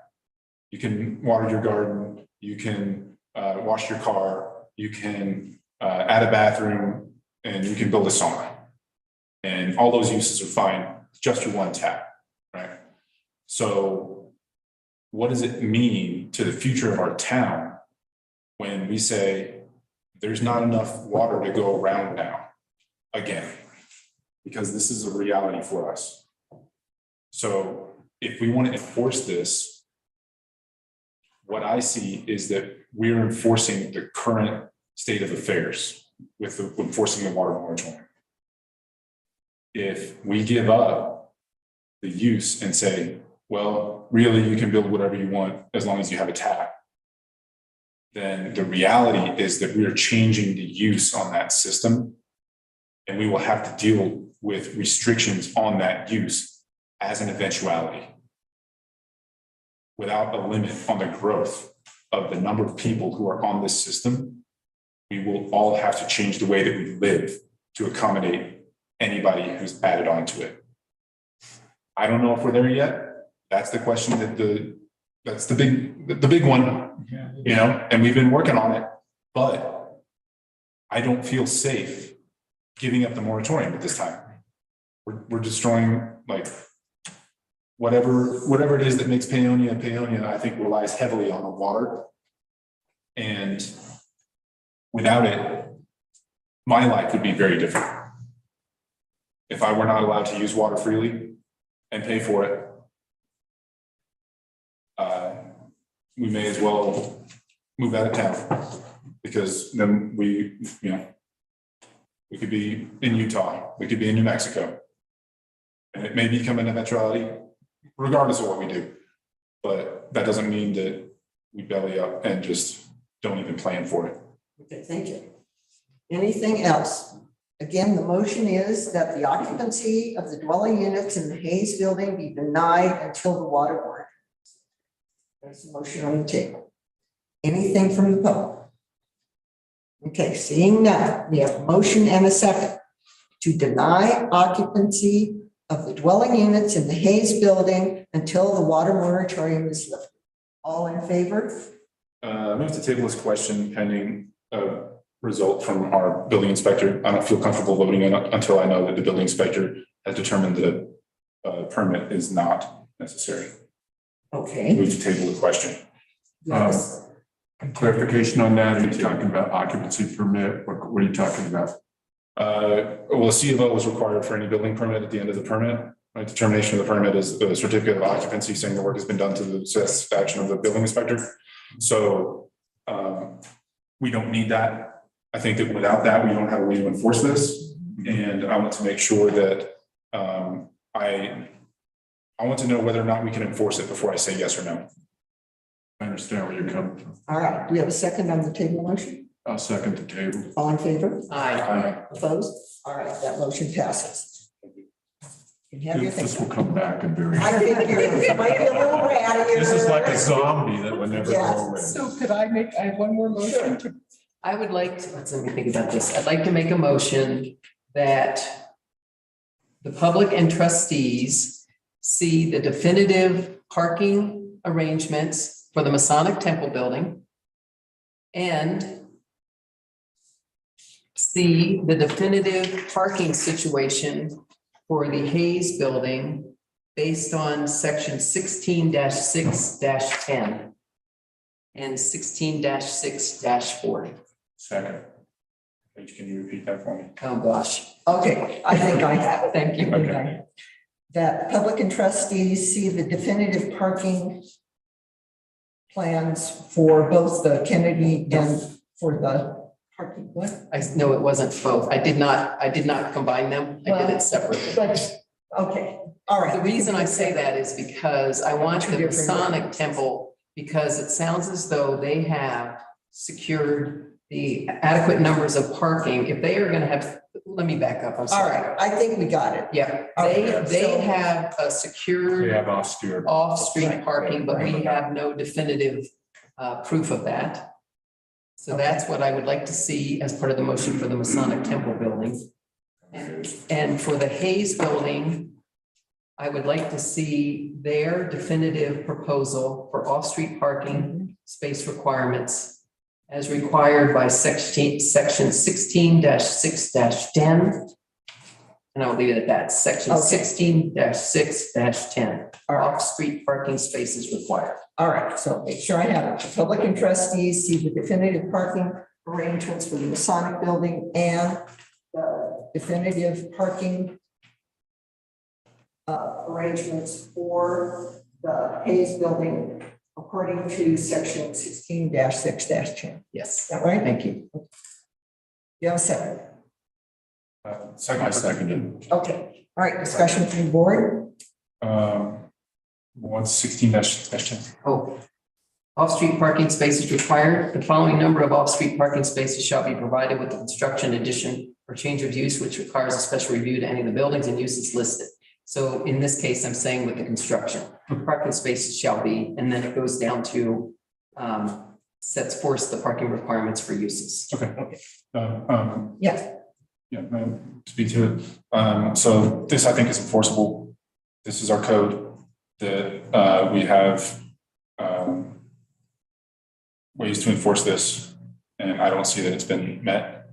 I think that this is a much more appropriate measure, in my opinion. Okay. Thank you. Anything else from the board? All right, seeing none, anything from the public?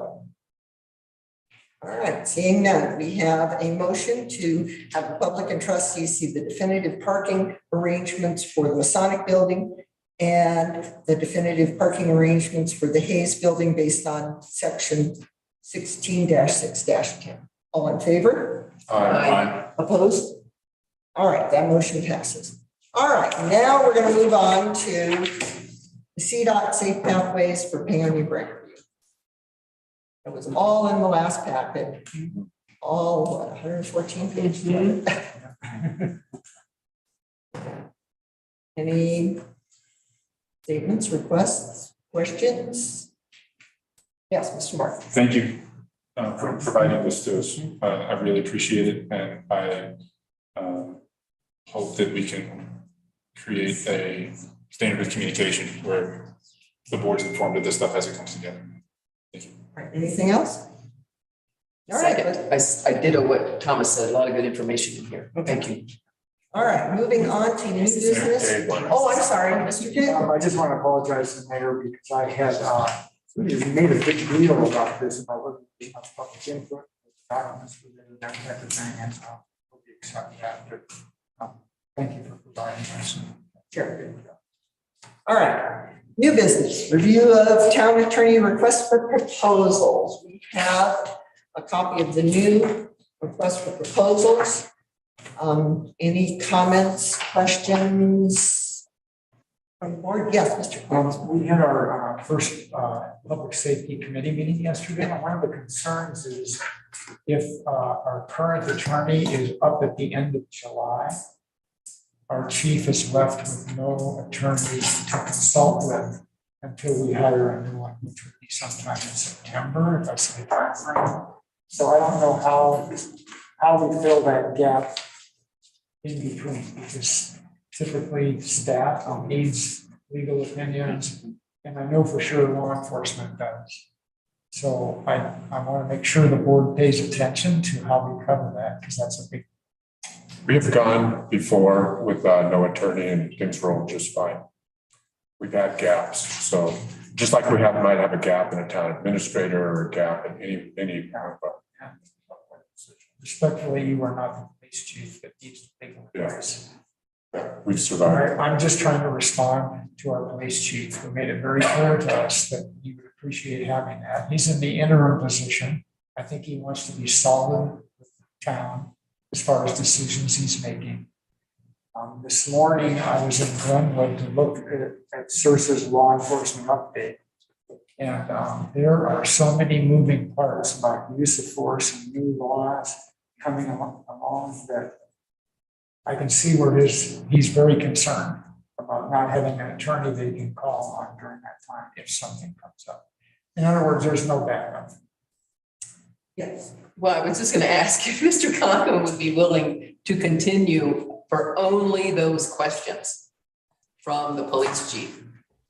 That person only could contact you. Yeah. I don't know if that's possible. Yeah, I'd be happy to. I mean, I have wished the town nothing but the best and want to see you guys succeed. And so if that is a need of the town during the month of August, I am available and to help. So. Thank you. And do you need some kind of a written statement to that effect? Or are you okay with our current agreement? Or do you need an addendum to the? No, we're fine. We're fine. Okay. Thank you. Yeah. Thank you very much. Thank you very much. Yes, Mr. Mark. Yeah, I would like Jeff's input on the proposal. I think that as somebody who answered the previous one, he may have helpful suggestions or criticisms. So, and it doesn't have to be right now. I don't want to put you on the spot, Jeff, but if we could get your opinion on any aspect of this that you think should be modified, I would be, I move that we direct the attorney to give us his opinion. Oh, wait, we can't, never mind. That's police chief only. Okay. Well, No, that's as of end of the month. Right, exactly. Oh, right. So, okay, so we have a couple of weeks of work Yeah. that we can ask of you. So, yeah, so I move to direct the attorney to get, supply an opinion of, suggestions for this proposal. All right, second. All in favor?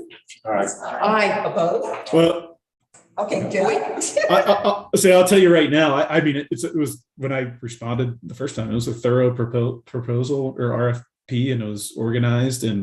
But with that in mind, I'll go through it and give you any recommendations and comments on it. Happy to. Appreciate it. Thank you very much. One other thing on the RFP, there's a lot of markups in it. I think it'd be good to run a grammar checker on it. Oh. Because when you do that. Yeah, I'll do that. Okay. I have this, Yeah, I know. this version. I found it. Yeah. You grammarian. I was gonna say the grammar. Yes. So. I'm still in practice. And then one other thing is that rather than just passively put out RFPs, I think we need to be proactive about acquiring people. We should call some local lawyers, Bindi Canetta and Hotchkiss. Does Bo Derlin, who's currently doing Hotchkiss, have any interest in us? No. Oh, no. I know he does, but Yeah. no, maybe he's hungry now. But for all of our RFPs, don't just publish them. I'm into active fishing, not sitting there and watching a bobber. And I was just, if I can follow up with that. So we found out from Corinne where it had been advertised previously, and it was at the Montrose Daily Press. It was put in the DCI, and I wanted to ask people if they thought that was useful. Colorado Municipal League is where Jeff saw it, and the CML, when they're asked to put it on, and you probably did this, Corinne, you asked them to send it to the municipal attorneys group associated with it. So we would do that, which is where Jeff saw it, Jeff's firm. And the other place was, of course, on the town website and the DCI Montrose. So I wanted to find out, what do you all think? Is it worth the DCI? Is it worth the Montrose Daily Press? CML, of course. The other thing we asked of Jeff is there's a jobs board with the Colorado Bar Association, but Jeff said he did not think it would be worthwhile and it costs $350. So we're not going to do that. But I would love to have a list of names that you all have that we could email. Yeah, With I send. can give you some. I've worked with a bunch of these groups. And then one last thing on logistics is, I would be happy to do some of that sending out and relieve Corinne of some of that, doing some emailing. And we also thought we would reach out to the other person who we had also interviewed. And I would go ahead and do that. So if that's all right with you, but if Corinne could do the CML, once we get this cleaned up. The other thing I would suggest, instead of emailing it, because it could end up in junk email, Mhm. I would suggest we send them a letter. Okay. Send them a paper copy. of Okay, the RFP. all right. People have some mailing addresses or attorneys they'd like for offices. I can get that. Great. For ones that I know that are local. Okay. But what do y'all think about the two newspapers? Yeah, I don't know. Do you read the newspaper, Jeff? Well, he's not in town. Yeah, So he it doesn't doesn't matter. I mean, I think if your intent is to attract a municipal attorney, your best bet is through CML. And municipal attorneys, big firms, small, solo, all over the state are on the municipal attorney listserv. And when similar RFPs go out, if it's directed to be sent to that listserv, there's a lot of eyes on it.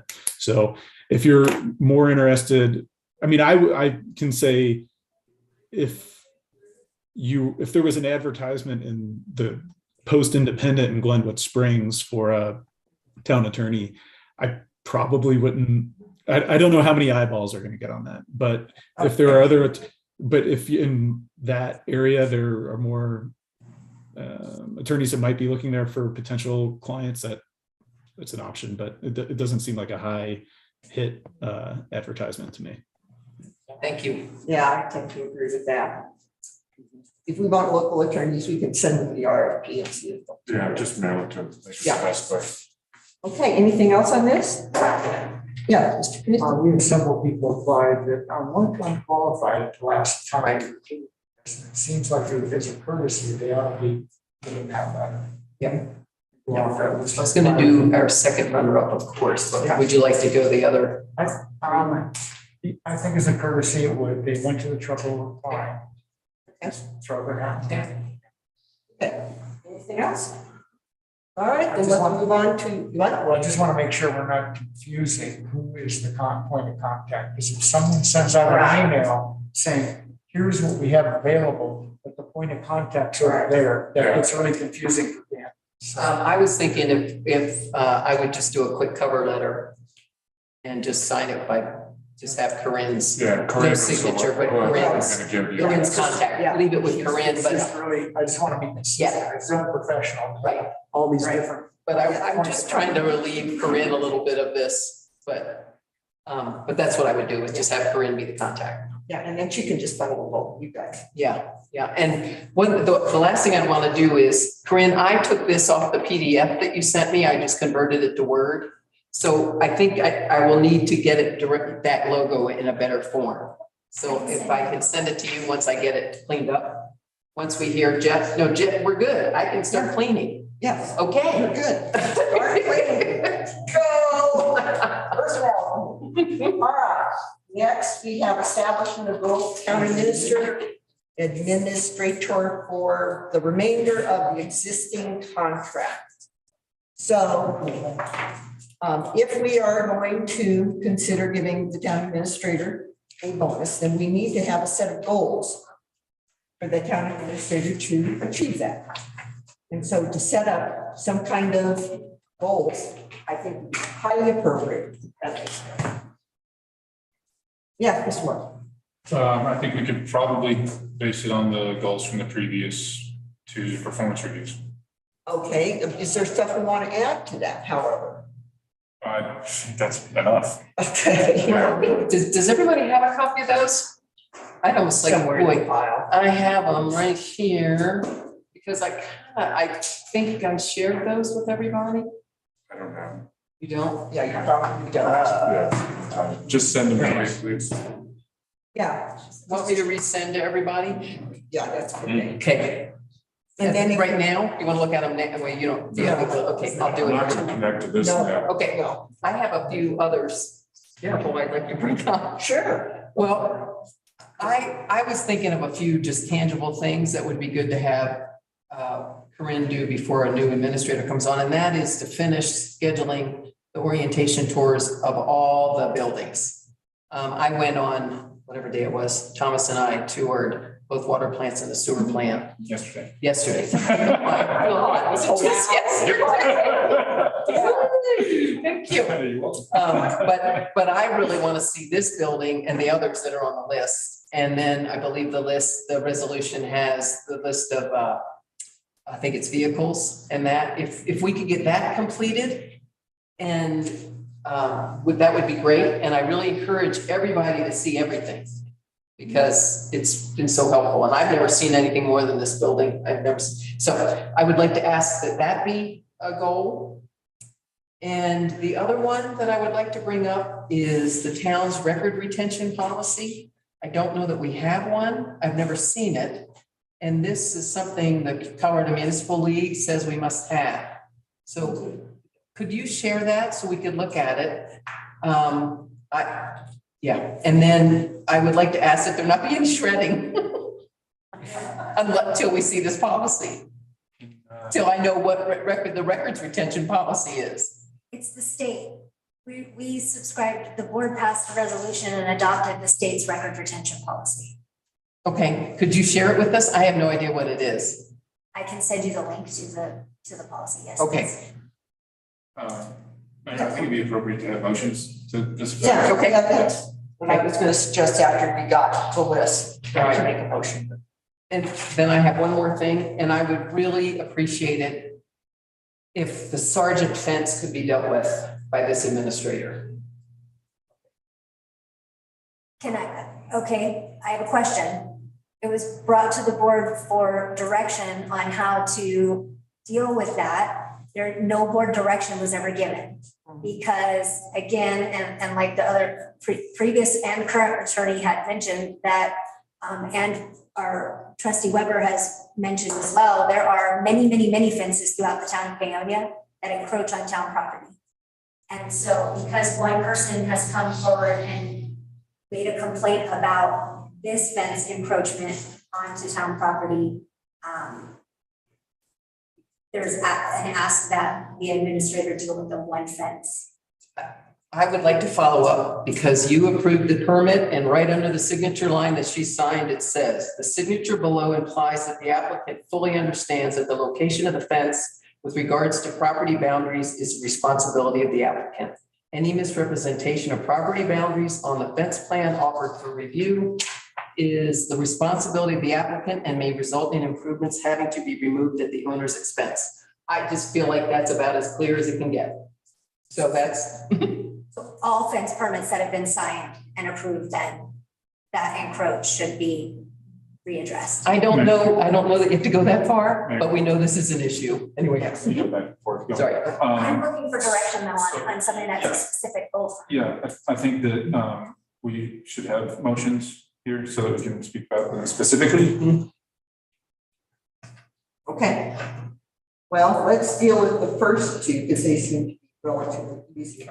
So can we get a motion to have the record retention policy and then the town administrator set up a tour of all the town buildings?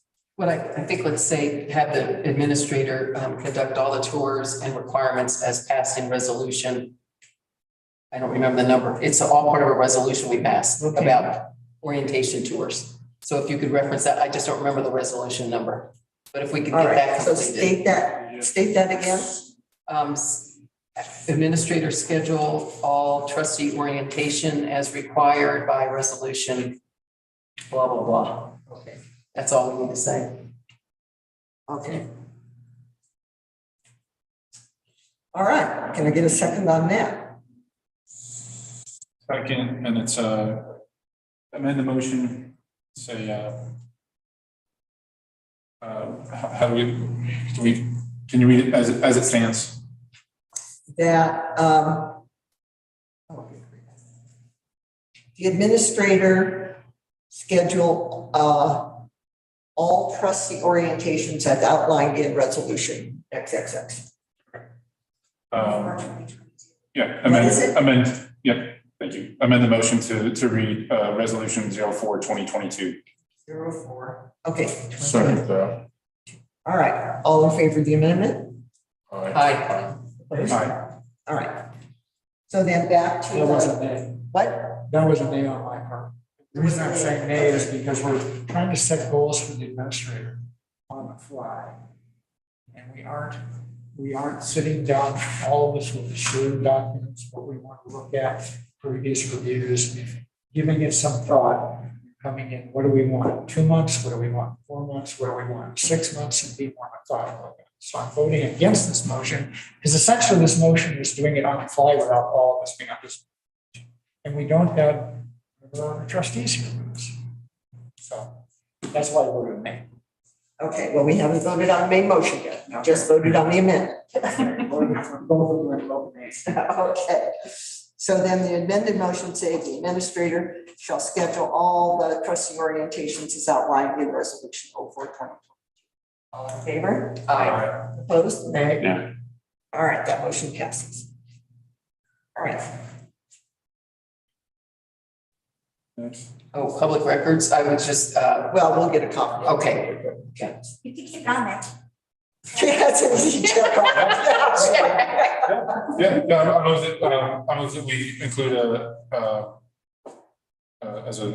as a task to be completed, the supplying public records. No, this is records retention. Oh, sorry, supplying records retention policy. Okay, second, Second. discussion? All right, all in favor of including supply of the record retention policy? Aye. Opposed? All right. All right, it's on the fly, see? It's not for me.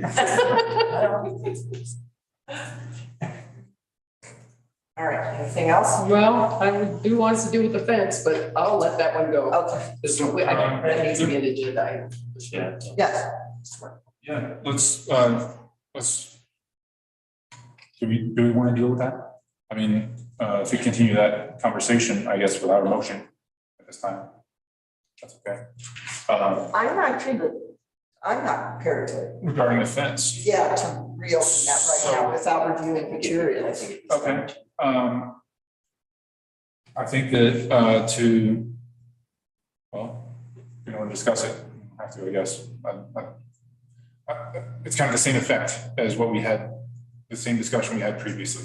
We have laws and ordinances that people have agreed to follow at their own risk, who have risked nothing and broken the laws. And statements of, well, this has happened in the past, and there's a lot of them, I think, are the opposite of a defense of this. If this is something that's happening regularly, it only serves to discredit the authority of town and the agreement that we have with the citizens of this town to enforce the laws. So I understand that there are other fences that also sit on other people's property. That doesn't mean that we're going to go back through and ungrandfather everything that's ever been done. But if we do have evidence of construction that's been made on somebody else's property, and we do have an agreement by the person that did that construction that they'll fix it if it happens to be placed on somebody else's property, I don't understand anyone's hesitation to enforce that law. And if somebody can explain it to me why we shouldn't do that, I would love to hear it. So I move that we enforce our fence law per the contract with, I'm sorry, what was the signee? Sergeant. Actually, Sergeant. Second that. Discussion from the board? Yeah, I think historically, I'd heard this phrase applied to town laws. It's easier to ask for forgiveness than it is for permission. And so this is another case where people just go out and transgress. Either it doesn't get noticed and so they don't get busted for it, or it does get noticed and they hope that the town won't actually act on enforcing its own laws. I agree, we are a town of laws and we have to be consistent. Okay, anything else from the board? I'm gonna stay out of this one because she's not here, the parties aren't here, and the people that are in those properties, things could have changed since the last time we dealt with it. But I agree, it's a very good point about when she signed. I signed the same document when we did our fencing 407. As well. I think the people ought to be informed of the impact by the decision, not to make a decision without them present. I think is unfair. It's not an agenda item. Well, we can still vote on it. Yeah. I mean, we voted on lots of things. Yeah, I guess you did. Agenda items. I didn't really intend it to be an agenda item as much as Okay, it well, will. anything from the public? There's one other thing I'd like to mention. We had an issue similar to this. Dan Chisholm's fence is on town property and behind the library. At that time, the board decided to let him keep the fence there, but if we said we needed to move that for any reason, it was his responsibility to sign an agreement to do that. And I'm agreeing. I think that if the neighbors hadn't had a problem with it, yeah, I don't want you to trigger that. If that's the question is someone came to us and said, hey, this thing is on my property. And there was a lot of discussion about that. And I feel like it's been hashed out plenty. What I haven't seen is a survey or a statement from a surveyor. I thought it was presented. Did we? Yeah, there was a plot, there's a Wilmore plot that was part of our packet. Okay. And there was some dispute about which survey was appropriate, so we're right back in Louisiana. Did we ever get that resurveyed? No, I've noted I would like to have it resurveyed by someone else because Wilmore Company surveyed for both parties and the survey was different for both parties. Yeah. survey as well. And for clarification as well, we're talking about, when I was talking about the town part, I'm talking about the encroachment onto town property. Between neighbors, the town doesn't. Right, don't get involved. No. No, unless it's an adverse possession and boundary adjustment, and then we get kicked in. But, yeah, so this is on town property. Right. Yeah, can I see that language? Sure. It's at the bottom of the page. So, I don't know about the original condition, so I'll abstain. okay, Mm-hmm. okay. Yeah, we settle property boundary disputes, do we not? Is that No, we county? don't. No, we did Is not. that county? How do we, That's between the two property owners. One sues the other or whatever, they take it to court. They can't find an agreement outside the court. It's on. okay, well, it reads, applicant fully understands that the location of the fence with regards to property boundaries is the responsibility of the applicant, say town property boundaries. Yeah, I understand. Well, it doesn't That's say, not what's said. I don't read it as town only. I read it as all of it. And then the other issue was that it was a foot higher than was allowed, and the property owners weren't notified. But they did state on the record in the meeting, they had no objection to the height of the fence. But that would have been, a part of the process. They would have maybe been paying more attention to where the fence went. But it's a mess, but it's not, to me, it is not our problem. She built the fence. We didn't. Well, it may be appropriate to contact the parties, but I think it merits some follow-up on the administrator's part. And that's the motion. Pardon? That's the motion, right? No, the motion is to enforce the fence agreement on the Ashley Sargent fence. Okay, if it's found that the fence, that this clause has been enforced, then basically the intent is to make sure that the law is being followed. If it's found that there's the ordinance has not been followed, we need to enforce it. If it's found that the ordinance has been followed, I just want an answer on this thing. Okay, well, I think that this motion isn't going to answer that question. Okay. So So are if you you want to- modifying your motion? Or withdraw the motion and restate Yeah, it. I'll withdraw it. It's not my, I don't have a dog in the fight. I'm trying to help Paige out. Okay, well, if you make the motion say to investigate and come to a determination on the Ashley Sargent fence issue. I move to amend the motion to read investigate. What's the shortest way to do it? Pardon? What's the shortest way to do it? Investigate. Investigate and what did I say? I said something good. Can we rewind the two? Yeah, investigate. Resolution. Oh, yeah, Okay. thank you. Thank you. Okay. Investigate and come to a To seek a resolution. resolution in the Ashley Sargent fence debacle. Okay, well, we're gonna take debacle out. No, I'm not like debacle. It's debacle on the record. Okay, all right. Do I have a second on that motion, which is to investigate and come to a resolution on the Ashley Sargent fence? Who's doing the investigation? Okay, just so I'm clear. This is direction to our administrator as part of her. Okay, that's what we need. Yeah. Duties to All the right. fulfillment of her contract. Any other debate on the board for this comment? Can I just ask if we need a survey? What does it cost to have a survey done for the town property? Does anyone know? On average, surveys are can be the upwards of $800. $800? It depends on the length of the area, but I've seen ones come, I can't remember what they paid for that, I want to say it was. So mostly I'm just wondering, are we willing to pay out the money for a survey? To me, it seems like it's well worth It it. may not be necessary if it's a determination of the administrator. That's a detail we can figure out later. Okay, Okay, anything else? Yes. With that, Christine. I think the investigation needs to include, because I think it was a 7-foot fence, which would have to be a special permit as well. And that would create a contention with the neighbors. And that's it. Thanks. All right, thank you. So was it approved for was there a variance granted for 7 foot? Now, this board, not this board, but the previous board modified the height requirements. And so a 7-foot fence can be without a variance. That's been a modification to the neighbors. what about an 8-foot fence? Yeah. Okay, so we have a motion and a second to investigate and come to a resolution on the Ashley Sargent fence issue. All in favor? Aye. Opposed? All right, that motion passes. So back to your original suggestion in terms of establishment of goals for the town administrator. Yeah. You said to base it on the performance review, right? That there's a list that I haven't seen. The previous performance reviews. Are you making a motion to do that? Well, we can. If somebody else wants to do it, or it might be nice. We're gonna make a lot of motions. But I think it's a good idea. That's just why I'm asking. I'd like to make a motion that the board members are provided with a copy of the previous evaluation of the administrator. They come to our next meeting with their own personal list of goals for 2, 4, 6 months. All right, so we have a motion that the board be provided the goals from the last administrator's review and that we come back with our own assessments of what we want to see be seen in 2, 4, and 6 months. Yes, correct. All right, second, Yeah, I'll second that. any further discussion? Do you want me to send them? I have them in my computer. Go for it. Okay, I'll send please. those. I'll do that tomorrow. Very good. All right, yes.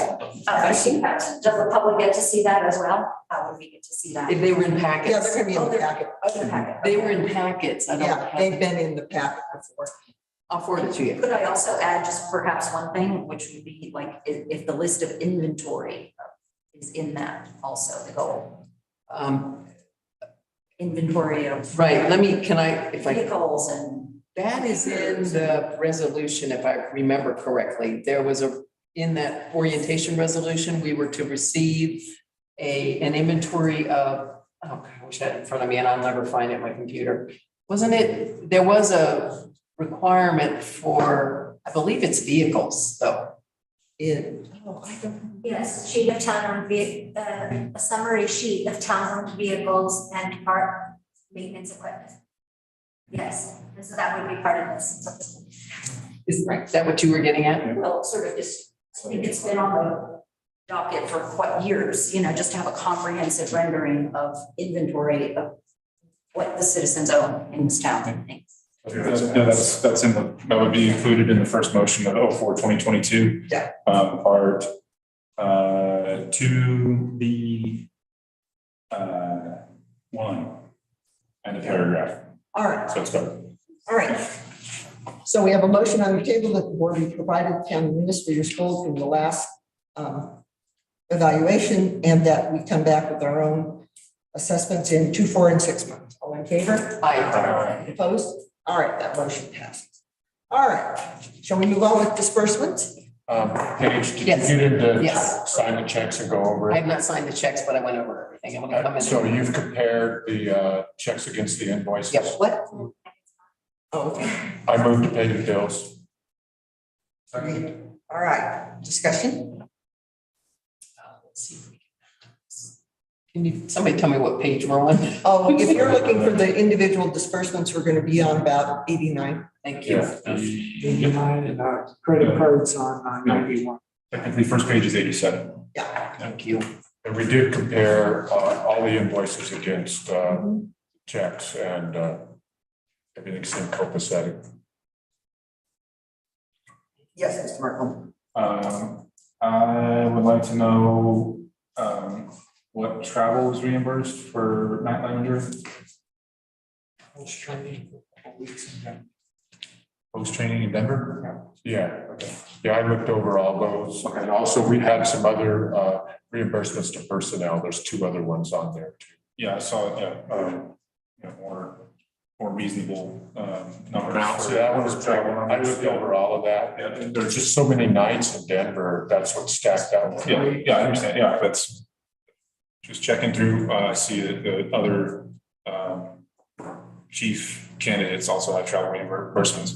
I wanted to know if Matt traveled in town at the cost of $2,000. Yeah, I did too. Yeah, I think that would be a bad start. I think that would be a great idea. And I looked at that invoice because I was curious too, and it was his Thank you. training in Denver. Okay, and by the same token, the PD computer upgrade.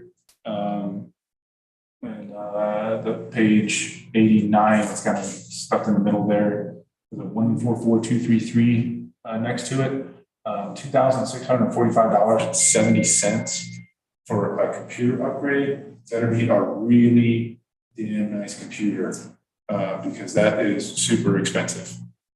Yes. It's one desktop computer that holds required software for the police department and docking stations so that we don't have to continue to replace the desktops because the police department officers utilize their laptops more than they do the desktops. So that is what those cost. Okay. And this is part of the IT ad hoc committee responsibility. I think that I would like to make sure that we're not getting ripped off and being oversold. I think that there's a lot of opportunity to save thousands of dollars in buying appropriate technology that's reliable rather than flashy. So I guess I can deal with this in our IT committee reports, but I would like to be very cautious about future buys like this without a lot more back information. And I have one other item here. The water bills didn't go out this month, but we're paying our water bill mailer still. Bills have gone out every week, but they have been processed. Okay, well, they're due tomorrow, right? Yes. Okay, I mean, did we waive late fees for this month for water bills? Okay, you have a second? Second. That one. All in favor? Aye. Opposed? All right, that one passes. That was easy. Yeah, Thomas, yeah, the Phones Plus bills are high. I'd like to cut those down. It's a lot more than just that computer stuff. We are definitely paying a premium price for software support, and it's across the board. They know that a town can be nicked for it, and where they wouldn't, a private business or a private individual. It's something we got to rein in. Could I ask, is there a contract with phones that will run out at some point, Corinne? It's already beyond that. It's just in a rollover. The contract was put in place by previous administration. So I'm wondering if it's time to put out an RFP for new IT servicing. Yeah, without having a more specific list, and this is, can we defer this discussion to the committee reports? Yes, yeah, that sounds great. Yeah, I think you should actually look at the invoice that's back there so that you can see how it's detailed out. Because I went over it a couple of times because I didn't like it. But All right, anything else on disbursements? Yes. Paige. I just had a question. I was curious about the porta potty out back. And I wonder what its purpose is. That is the portable restroom that the board approved to have in place for the summer events and things that happen downtown, including Final Fridays. So do people know it's back there? We posted that it's back there and the people that use Grand Avenue. Okay, good. I just noticed it. We should probably put up a sign with an arrow that says restroom. They do during events, but we probably should put one up all the time. There's a restroom and a hand washing station back there. Okay. And my last one again has to do with porta potties. We made a motion a while back to not have the one at the 1 million gallon tank cleaned so often, but I didn't know if that's currently under contract and can't be changed. No, it's not under contract, but we contacted Double J and they said regardless of how often they clean, it's still the same cost. Every month? They're out here and that is part of their cost for the rental of the porta potty. Well, it's good. It's really clean, I understand. You know that following that motion, we were contacted by individuals in the community who state that they use it when they're hiking and when they're walking the back roads and find it incredibly useful. That's good information. Thank you. Yeah, I asked that because it's outside the fence. I said, how much does the public use it? A lot. Okay, anything else? Yes. Oh, Michelle, yes. Yeah, thank you. I just wanted to put the idea out for the board to maybe revisit at some point the idea of opening the town restrooms to public use in town hall. It would be a really nice service for the community at events and even when town hall is closed. And I know in the past it was brought up as a security issue, but I think there are probably solutions. So I would just like to see the board talk about the possibility of making that happen. Okay, thank you. All right, anything else on disbursements? Yeah. Apropos of that comment, I move that we We have a motion on the table for disbursements. You're right, I'm sorry, thank you. All right, anything else on disbursements? All right, all in favor? Aye. Opposed? All right, that motion passes. Okay, did you want to make that motion? Yeah, I was gonna say I can put it under committee. Okay. Yep. All right, so let's move on to committee reports. Finance, Weber and Smith. So Paige, one thing I just had to mention is we're having to catch up on bank statements and reconciliation. Those got dropped. I guess you guys dropped them in February. So we're doing catch up. We've done the February one. We'll start doing a whole bunch more until we get them up to date. Otherwise, everything else is up to date in terms of paying the bills. Do you have anything to add about that? No, I didn't see those in the stack. Did you see? They're off one side, yeah. I didn't see those. I went in. Dave was in Stacked on the earlier. right is the checks, stacked on the left is the reconciliation information. I didn't approach that. Typically, we do that the next day, and Cindy wasn't available. Right. So I wanted her there because that's a fairly complicated process. Right, and I did not see that when I went in today, and I'm gonna go in tomorrow morning and sign checks. Okay, we could do the reconciliation at the same time. Is Cindy gonna be in tomorrow? No, we're gonna have to wait for Cindy. Yeah, we'll wait for her. Okay. I did review the bank statements, but we still have to do a bunch of processing. We reviewed the bank statements on a monthly basis. We would look at all the checks. We'd see that checks were properly signed and the checks were. We look at her reconciliation. There was a sheet that was a computer generated sheet and compare that with the bank balances. We did that every month. So why you said we didn't do it? Well, because we just did the February one last time. Yeah, and I don't, I don't know why. Something's missing in the puzzle, according to Cindy, and we've picked it up, starting with February, and we'll do each month until we're caught up to date. And I'd like to add that Cindy asked me to review the MDA part of the audit message and MDA and message. And so I had quite a few comments that I haven't heard back from, but and it was good because I read it as a complete layperson and made comments to the effect of, can you explain what this means?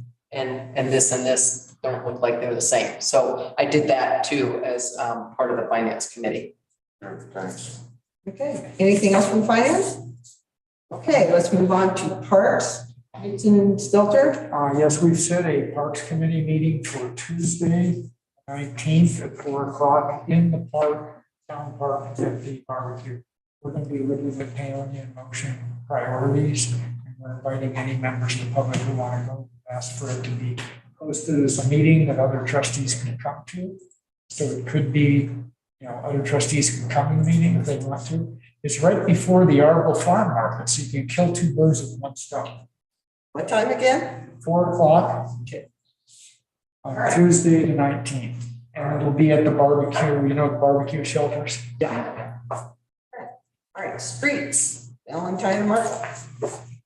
Okay, so we had our first streets meeting on the 30th and had a controlled and polite discussion, avoiding any specific lifestyles or flags that generated some suggestions for policy starting points.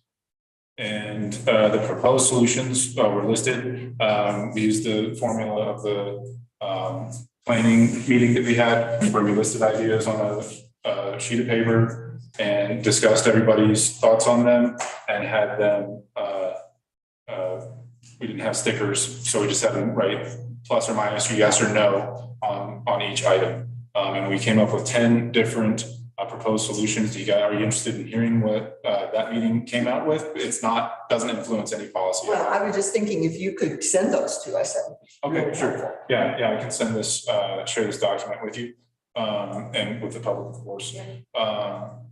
And what we did subsequent to that was we had a meeting this morning with a follow-up where we took ordinance that was from the actually I take it back.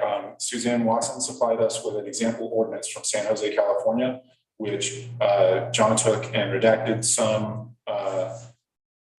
superfluous language out of, and we took that example, and there was also an example provided by Paul Kipling, who took several different municipalities, essentially the same thing, kind of Frankenstein, like an example policy out of it. So both of those were presented to. We had a really good showing. There was probably 30 people today that showed up.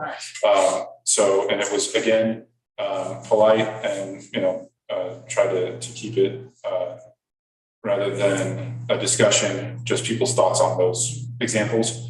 So we got a lot of good feedback on that. My next steps by next week, we'll sort out an actual meeting date soon, but by next week, Thursday, I hope to have an example that takes portions of both supplied ordinances and incorporates as many comments as we can. Some of them are conflicting. So I'll be presenting that to the board, I guess, on the 28th. We'll have kind of a sample ordinance that we can pick and choose from. Great. And I can send you a summary of these comments as well. All right, anything else? All right, moving on, water, sewer, trash, Weber and Muggle. Jump in if you see I missed something. Okay, we've had water committee meetings in July. We had 2 of them this week. We met with Scott Thomas, Colorado Rural Water, and Jeremiah Jordan Thomas and I were there. We reviewed what Colorado Rural Water does for us. He's a circuit rider, and he's proposing to develop an asset management plan for us. It's much more comprehensive than the SGM capital improvement plan because, and he clarified what the differences are. I found him to be extremely knowledgeable and could be a great asset to this town, and it costs us nothing. So we could have gotten the a more comprehensive thing than SGM that we paid for if we'd just gone with Colorado Rural Water. So we got to keep him on tap. The second meeting we had on July 14th this morning, was with Jeremiah Jordan, Thomas and I, and we discussed the water project priorities in order of importance. What things do we want to do first? Number 1 priority for a water project was pressure regulating valves, repair or replace. Pressures in town can vary wildly from 35 PSI to over 200 PSI. We're having high pressure ones blow our lines. So we don't just keep chasing blown lines. We've got to get those PRVs done. That's our number 1 project. Number 2 project, bring clock plant back online. We're going to need the 1 million gallon storage and treatment, especially this year. My weather station is showing 4.66 inches of rain this year to date. And that's about half our normal rain. And when I've been up in the high country mountain biking on Black Mesa, it's drying out.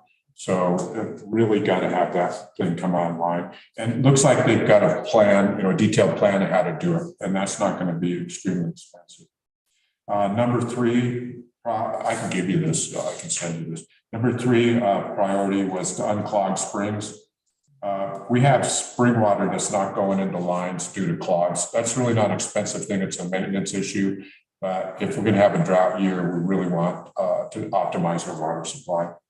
Number 4 project is rehabilitation of the Lamborn 2 million gallon tank, removing lead and relining, planning that for next year.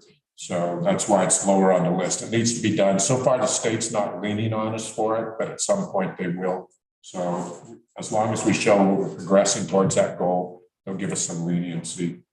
And number 5, this is something I've been trying to do for a long time. Set up flow meters on the spring so we can track how much water we have. This is essential for lifting the water moratorium. Twice now I've put that in budgets previously, and it just got spiked and never happened, either because Public Works didn't get around to it or because the mayor didn't like it. And not you. Well, I wasn't there, so it's okay. This is a long time ago. The dinosaur days. When I had brown hair. But here's the advantage. Actually, you're an infant. Flow meters, what we want to monitor is we want to monitor how much water are we dumping in the pipe, and how much water do we spill. Those 2 added together tells the production of that spring. We really got to have that data. And because for example, if we're spilling a lot and it's not going through the pipe, is the pipe clogged or do we need to upgrade the size of the pipe? Okay, the other thing we talked about is sewer project priorities. Number 1 is repair or replace the aerators. we got to get them back online because we're building sludge up in the, so we need to do that. And then if the new aerators or the fixed ones do not solve the problem, we probably need to do a biological treatment on the ponds. That was number 2 this year. Because Jeremiah mentioned, and I guess Jordan echoed that digging up the sludge and hauling it away is an extremely expensive process. So we need to keep it from doing sludge. The final thing that we did this morning in the meeting is we looked at the current 2022 budget and discussed future expenses and revenues and staffing. And they think that we should budget for another person in the $20 to $25 per hour who would be split between public works and public utilities. Right now, public works, public utilities is the split between those two is a fiction that was developed for Travis. In reality, they're bleeding personnel back and forth across those and resources all the time, except for where you're restricted by enterprise funds. So we're going to need another human because we got 2 people carrying a lot of load right now. What you got? I also had a conversation with Jordan about the trash service. That's part of our committee as well. And he indicated that right now we have 2 CDL holders. He and I forget who, Roger, yeah. And there are some discrepancies in the routes that the trash truck takes. He feels that we could probably have a more efficient route.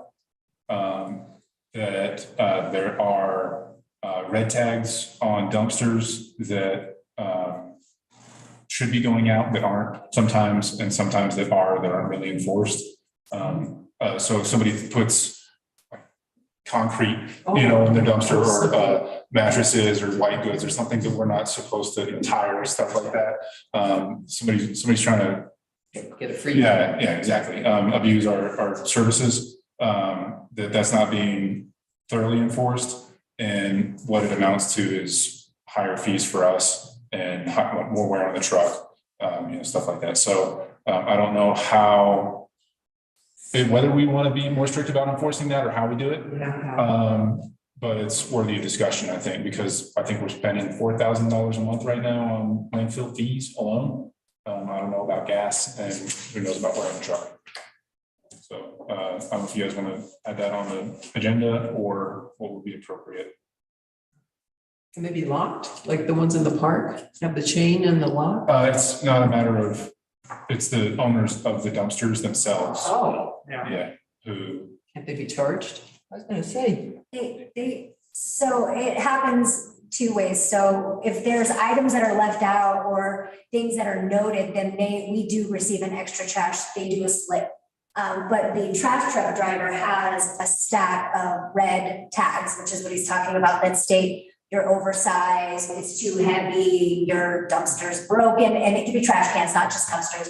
And then they're not supposed to dump them until that's resolved, but they are continuing to empty them. I can tell you that I sent out 30 letters today, approximately 30 letters today in regards to even the pad, because we have ordinance requirement that dumpsters have to be on a pad because of the exact same thing.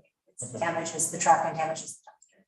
So letting them know that there's a requirement, and if they don't, so if they bring us, and I've spoken to Corey about this, if they bring us the addresses, we'll do the notification. We'll send out the letters notifying the property owner that this is where they're violating. And if it continues or isn't addressed by a date certain, then their services will just continue.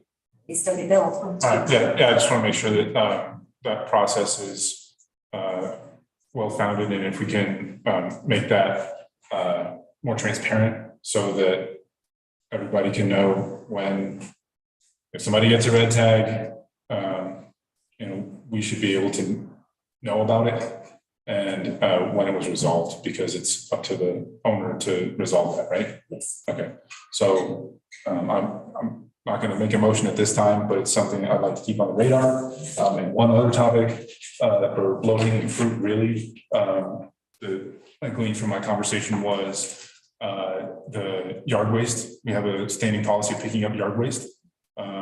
And I know that there are people in this community who would love to pick up grass clippings, leaves, sticks, and everything else. So I think that this is something that seasonally takes up a lot of our space and weight on the truck. And if we can create a better communication system to notify people who might be interested in picking that up for free, we might be able to eliminate a lot of our wastefulness in dealing with municipal yard waste. That's a good point. Yes. Get people to compost. Yes, like so just sort of a notification system, and this is something more for fall, is my understanding. It's in, fall season. Oh, when the leaves come Right, down. as leaves come down, also people bag grass clippings, so maybe summer, but it's more long term, I think. Corinne, are we still doing the blue bag stuff? We don't do the blue bags, but we do place, majority of when they collect the leaves or their bags, they put them behind the building in Town Park and people go there and take them. Right. And people actually roam the neighborhoods and pick them up. Yeah. So there's like an informal. Yeah, if there was, there's still or thorough informalization of that, so that we're not, Yeah. Okay, anything That's else? it for water sewer. All right, personnel, spooky alley time. Well, we worked on the administrator and now that's going to be out once I clean it up, and then we're turning I'm sorry, the attorney, two A's, the attorney. And so then we met and are going to put up a draft application and a brochure, which we're going to be working on this weekend. Congratulations. Busy. Okay, anything else? You guys have been good. All right, public safety. Lieutenant Delter. We had our first meeting yesterday afternoon with the new chief and the interim chief. And we talked about what the role of the committee would be. So we looked at oversight, budget review, policy, feedback. We don't create policy, but if he wants us to review proposed policies, and then the board would adopt those, of course. Ears for the police on the climate and what's going on in the community. Sometimes it isn't easy for community members to give the police direct feedback, but with two trustees on the public safety committee, if they're comfortable to go to either one of us, that's one of the functions that could be really helpful. We talked about general goals for the police department. We discussed whether it's worthwhile getting an additional officer. He was talking about staffing levels. He's kind of out, there was a discussion that I think is really important for the community that we had yesterday, and that was about police officers versus mental health assistants. And so, what is more beneficial for the community? So we're kind of holding off on a vacant position right now, and we're really looking further. Delta apparently is having some really good experience with a person that has a mental health background that goes out with the officers on weekends. And apparently that's working really well. It's helping the officers understand more about how to diffuse situations and how to de-escalate, those types of things. So that was part of our discussion. We talked about best practices. There's a thing called Lexapol. What it does is it provides police departments with the most up-to-date policies, and it provides them with a training outline, and it provides them with the record of training. So what it does is it really protects the town against liability when there's a problem with the police, because we can demonstrate this is the latest court cases, this is when our officers were trained on it, these are the dates of the training, this is what the documents were. So that, and what surprised me is I attended the CIRSA law enforcement thing very briefly this morning in Glenwood Springs, and practically I'd say 2/3 of the agencies that were there use this Lexapol. We don't have it here. CIRSA does provide some funding to support jurisdictions like us in order to purchase it. It's fairly expensive, but it does really help the town with liability and keeps the officers up to date. So we had a lot of discussion about that. Hold on to your pads because it's $14,000 to implement it. It's about $4,600 a year to keep it going.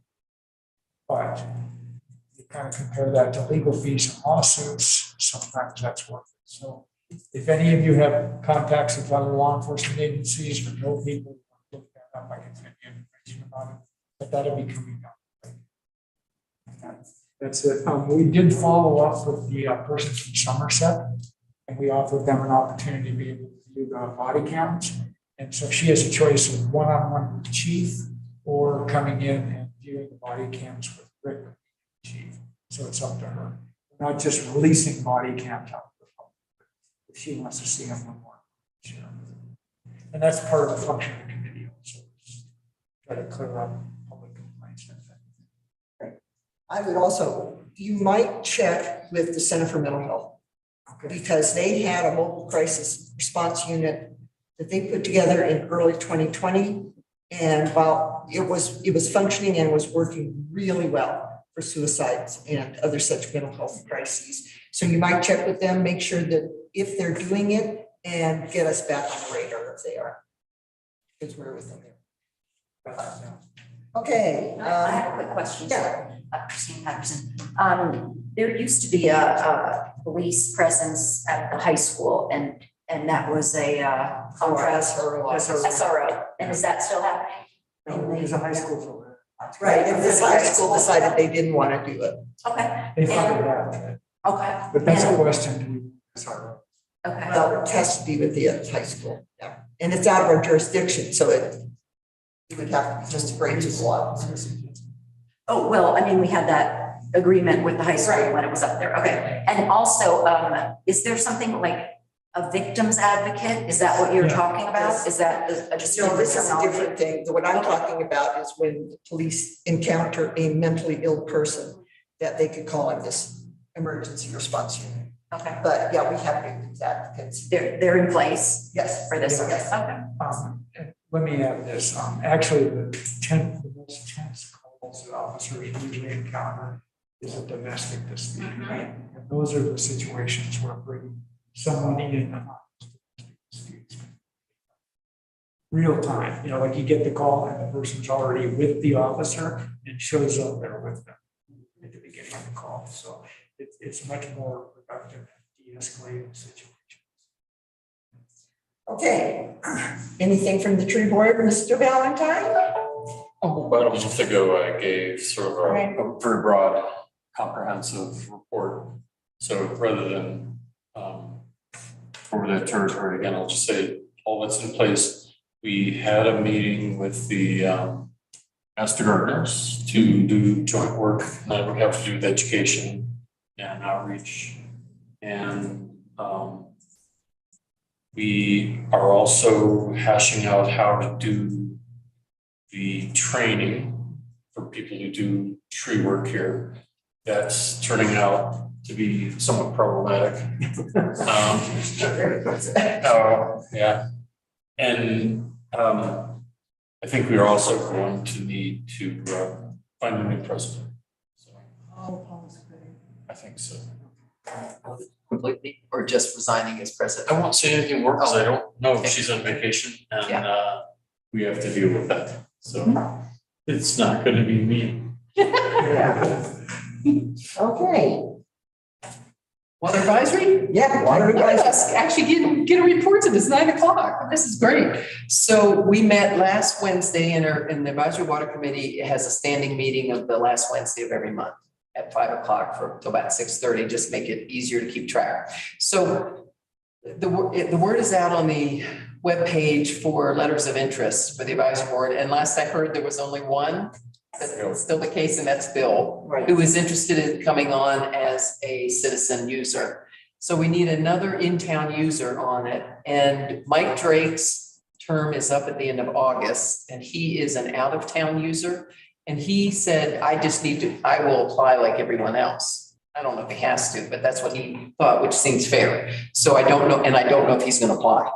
So we may have that out-of-town user vacancy at the end of August. And as far as I know, Phil is still on board. His term isn't up until 2024. I'd almost like to say, if we could just vote tonight to put Bill on, if you're all okay with that, it would be nice to have more members because Phil Sirianni had gotten COVID, so he couldn't he actually was on Zoom, but it was just Mike Drake and myself. And then So if we could get more members, that would be good. And then I just want to add that probably it would be appropriate for me to step down as chair of the Advisory Water Committee and look to one of these two gentlemen to potentially be chair of the Advisory Water Committee, because we're not, all the information needs to get funneled. We had kind of like different orientations. For example, the advisory water committee doesn't deal with budget and that whole part, staffing. Right. They're more about what needs to be done on the ground. So I don't see us, I've been really careful to try to merge these things together without conflict. And that's why I came to that last advisory water committee meeting.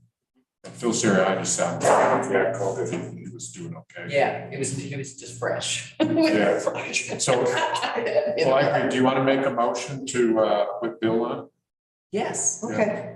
Let me do that. I'd like to make a motion that, and I talked to him today and he's fine, that Bill, why can't I think of his last name? Done. I'd like to make a motion for Bill Bruner to join the Water Advisory Committee as an in-town user representative. Second. All in favor? Aye. Aye. Opposed? All right, that motion carried. So do we want to talk about one of you two being the advisory committee rep? You don't have to be the chair, Right. but you could, one of you could be the trustee representative, because that has to be. Let's take it offline. Okay, let me just pop that out there. How about, when's your next meeting? It is the next 2 Wednesdays away, whatever the last Wednesday is. Like the 27th. Yes, 27th here at what time? at 5. And Can we both make it to that? Yeah, I think we can't have 3 trustees. yes, we can. You can't post it, but. Yeah, because if you will post it. Right. I think that would be a good way to hash it out. And obviously we won't be able to take any action, but, Yeah. yeah. Also, I think we've got to talk about what the future of the water advisory committee, it's defined by ordinance, but maybe it just needs to be submerged into the water committee. So while we're there, whatever they want to do with it, we need to talk with them about. Well, and the one thing I'll do is I will write up meeting minutes from the last one, which I have here, and then I'll put it together an agenda. And what I've been doing is including the chunk of the ordinance of what they're supposed to do on the agenda. So you can have that to refer to see just, what is the committee supposed to test to do. So I will do that, and I'll get it to Corinne in time to, I guess, to make it a public meeting, just to be sure. And so what's really interesting is you all are getting great information from Jeremiah and Jordan. We're getting great information from Jeremiah and Jordan at the Water Advisory Committee, but things change over time. There's more current information than what we talked about last Wednesday.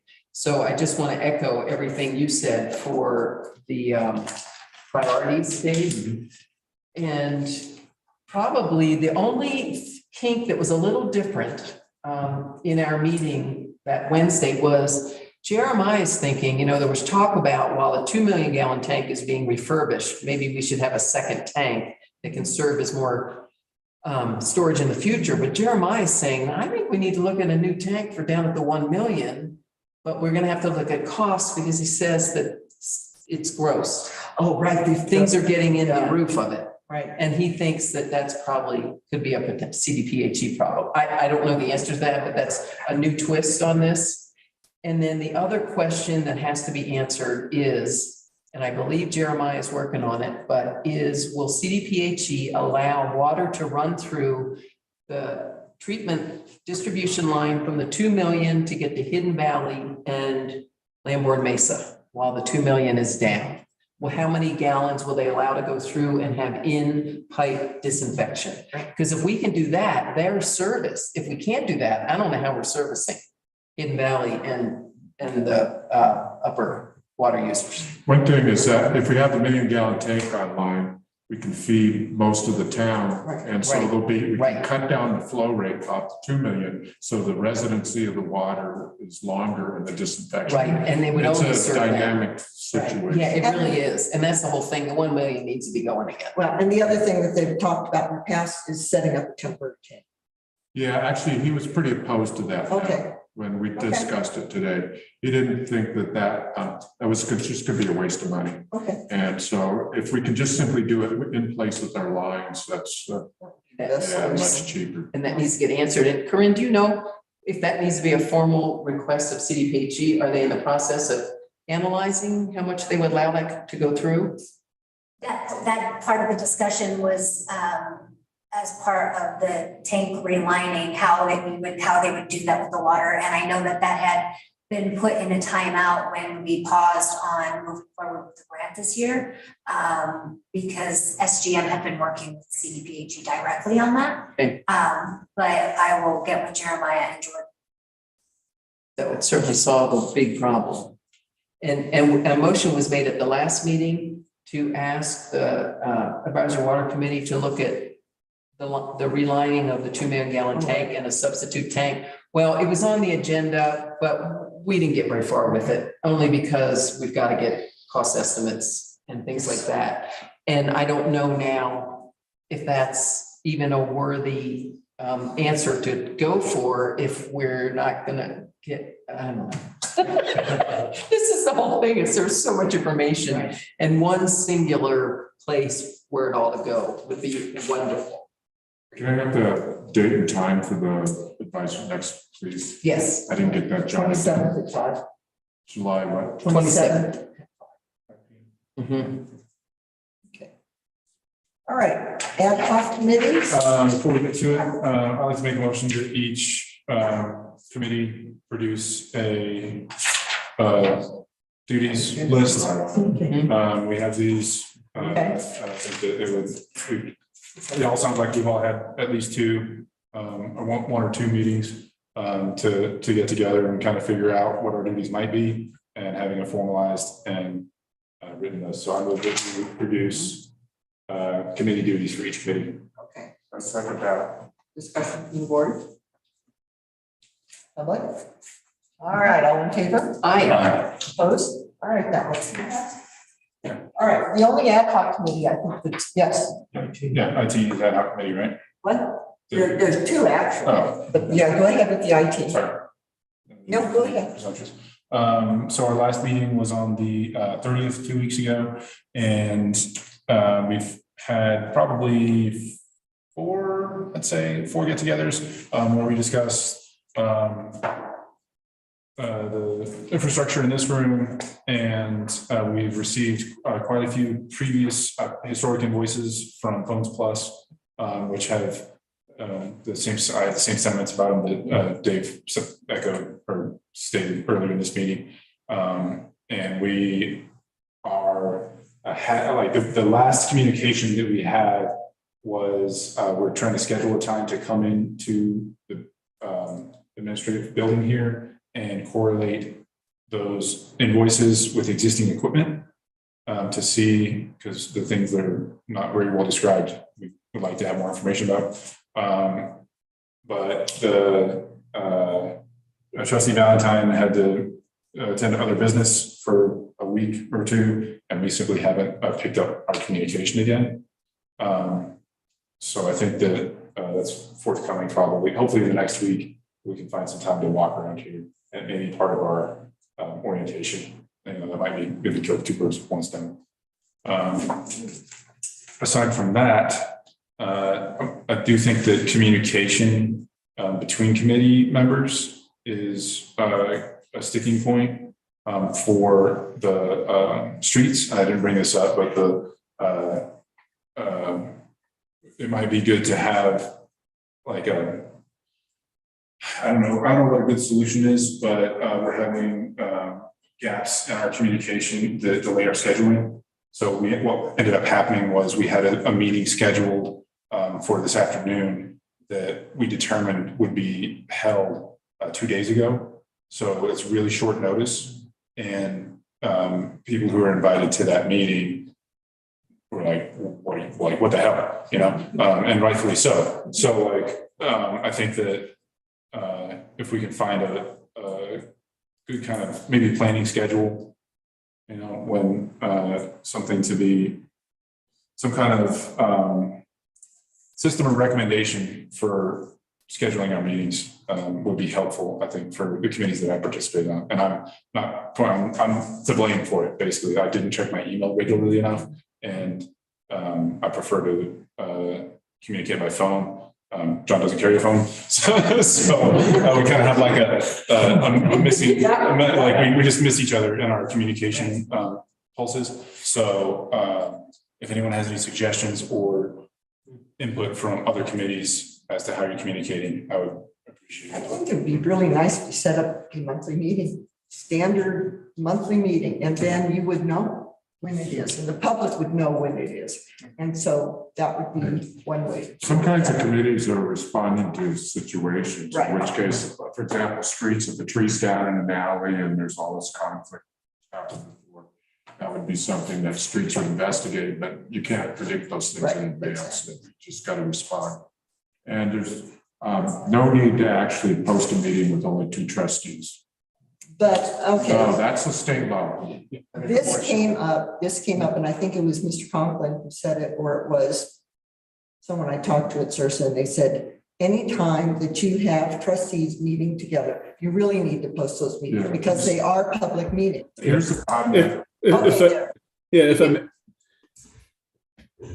Anytime you have, I guess, let me start over. In short, I recommend that you guys post notice of these committee meetings. Committees of a local government are subject to the open meetings law.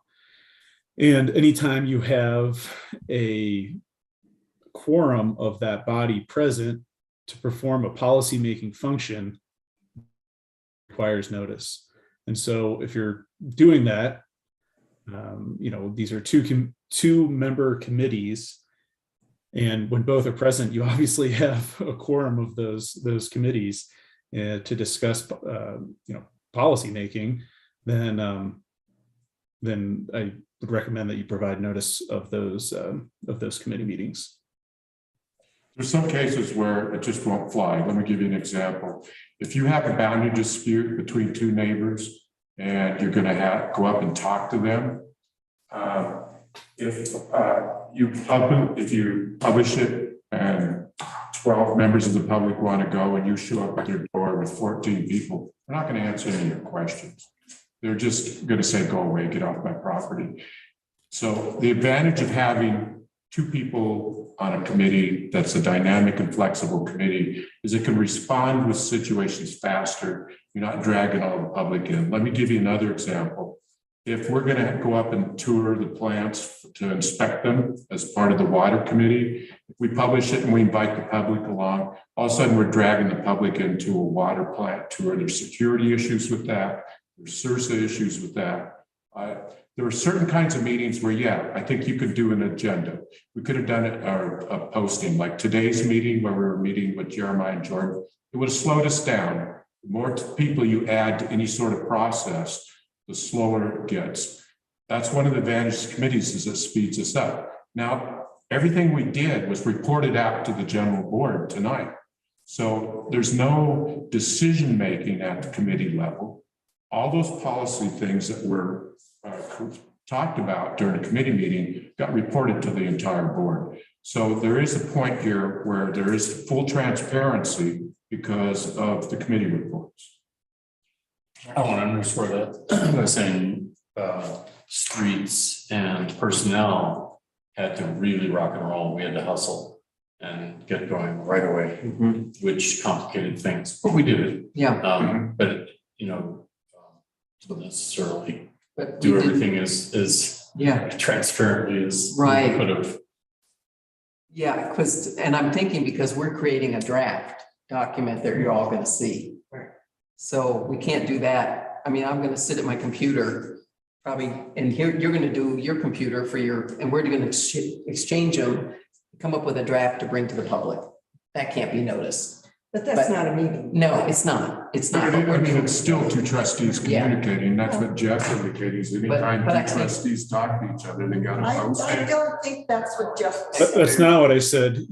I said that you have formed 2-person committees, formal committees of 2 people, and when you're having those present to conduct policy making business, not just those members are present at something of discussing a matter of public importance, that there's a distinction there. And so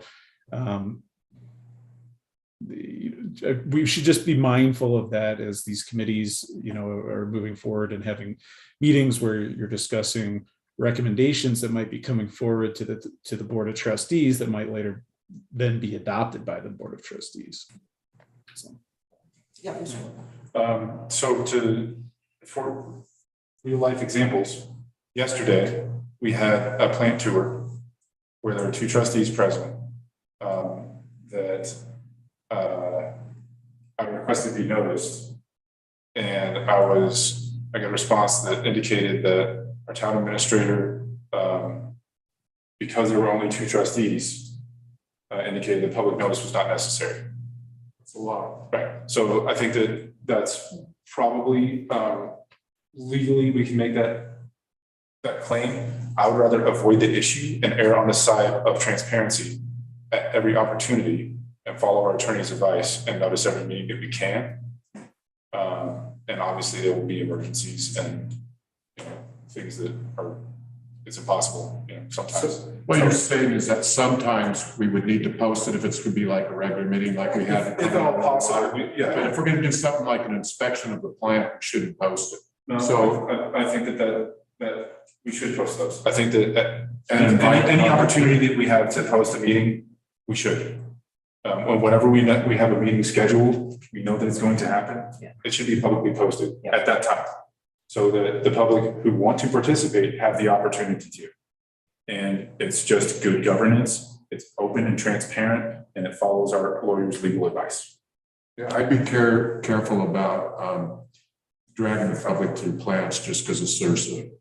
Right? Yeah, you're asking for trouble there. Yeah, we had a discussion about it when Tammy quit. All right, so we do have one other ad hoc committee, and it's been out there floating around for a long time, nothing. So it was Dave and I went over the, what does that mean? Open records. Yeah, the open records policy.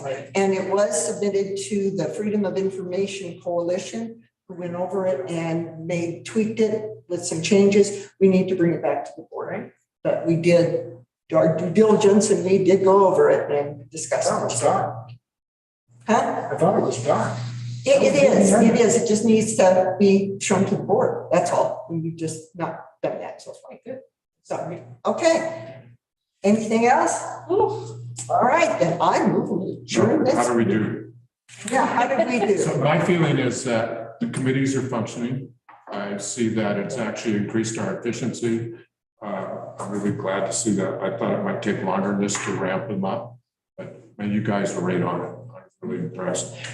We have to be careful we don't turn the committees into just as turgid as Yes. the board is. We have to keep them dynamic, fast, and flexible to respond to situations. The only thing I would say is I still need numbers for grant writing. So we need numbers for grant writing. That's- PRD numbers. Yeah, no, here's the thing I did. I probably should have reported that to the committee, but we tasked Jeremiah and Jordan for producing both cost and time estimates for those priorities. Okay, good. But they're not, Well, make sure that's clarify that. yeah, We do not really. task them with anything. Oh, very good. Thank you. Okay, but what we did is we asked them to, because we can't do budgeting until they give us numbers. Yeah, if they can provide us with numbers to include in the budget, that those should be produced. Yeah, thanks for that Right, clarification. and we do need those for grant writing. Right, and that's what we're on. And That'll be the even if- next. They're not obligated to produce Right, anything. for but us. if we have even large general numbers, that would be helpful, but without numbers, we can't move forward. Make sure that that's clear that that's not. All right. Chasing that, yes. Excellent. Well, good work, everybody. I think this was a good one. All right, so we are adjourned. Thank you, thank you, thank you. Yeah.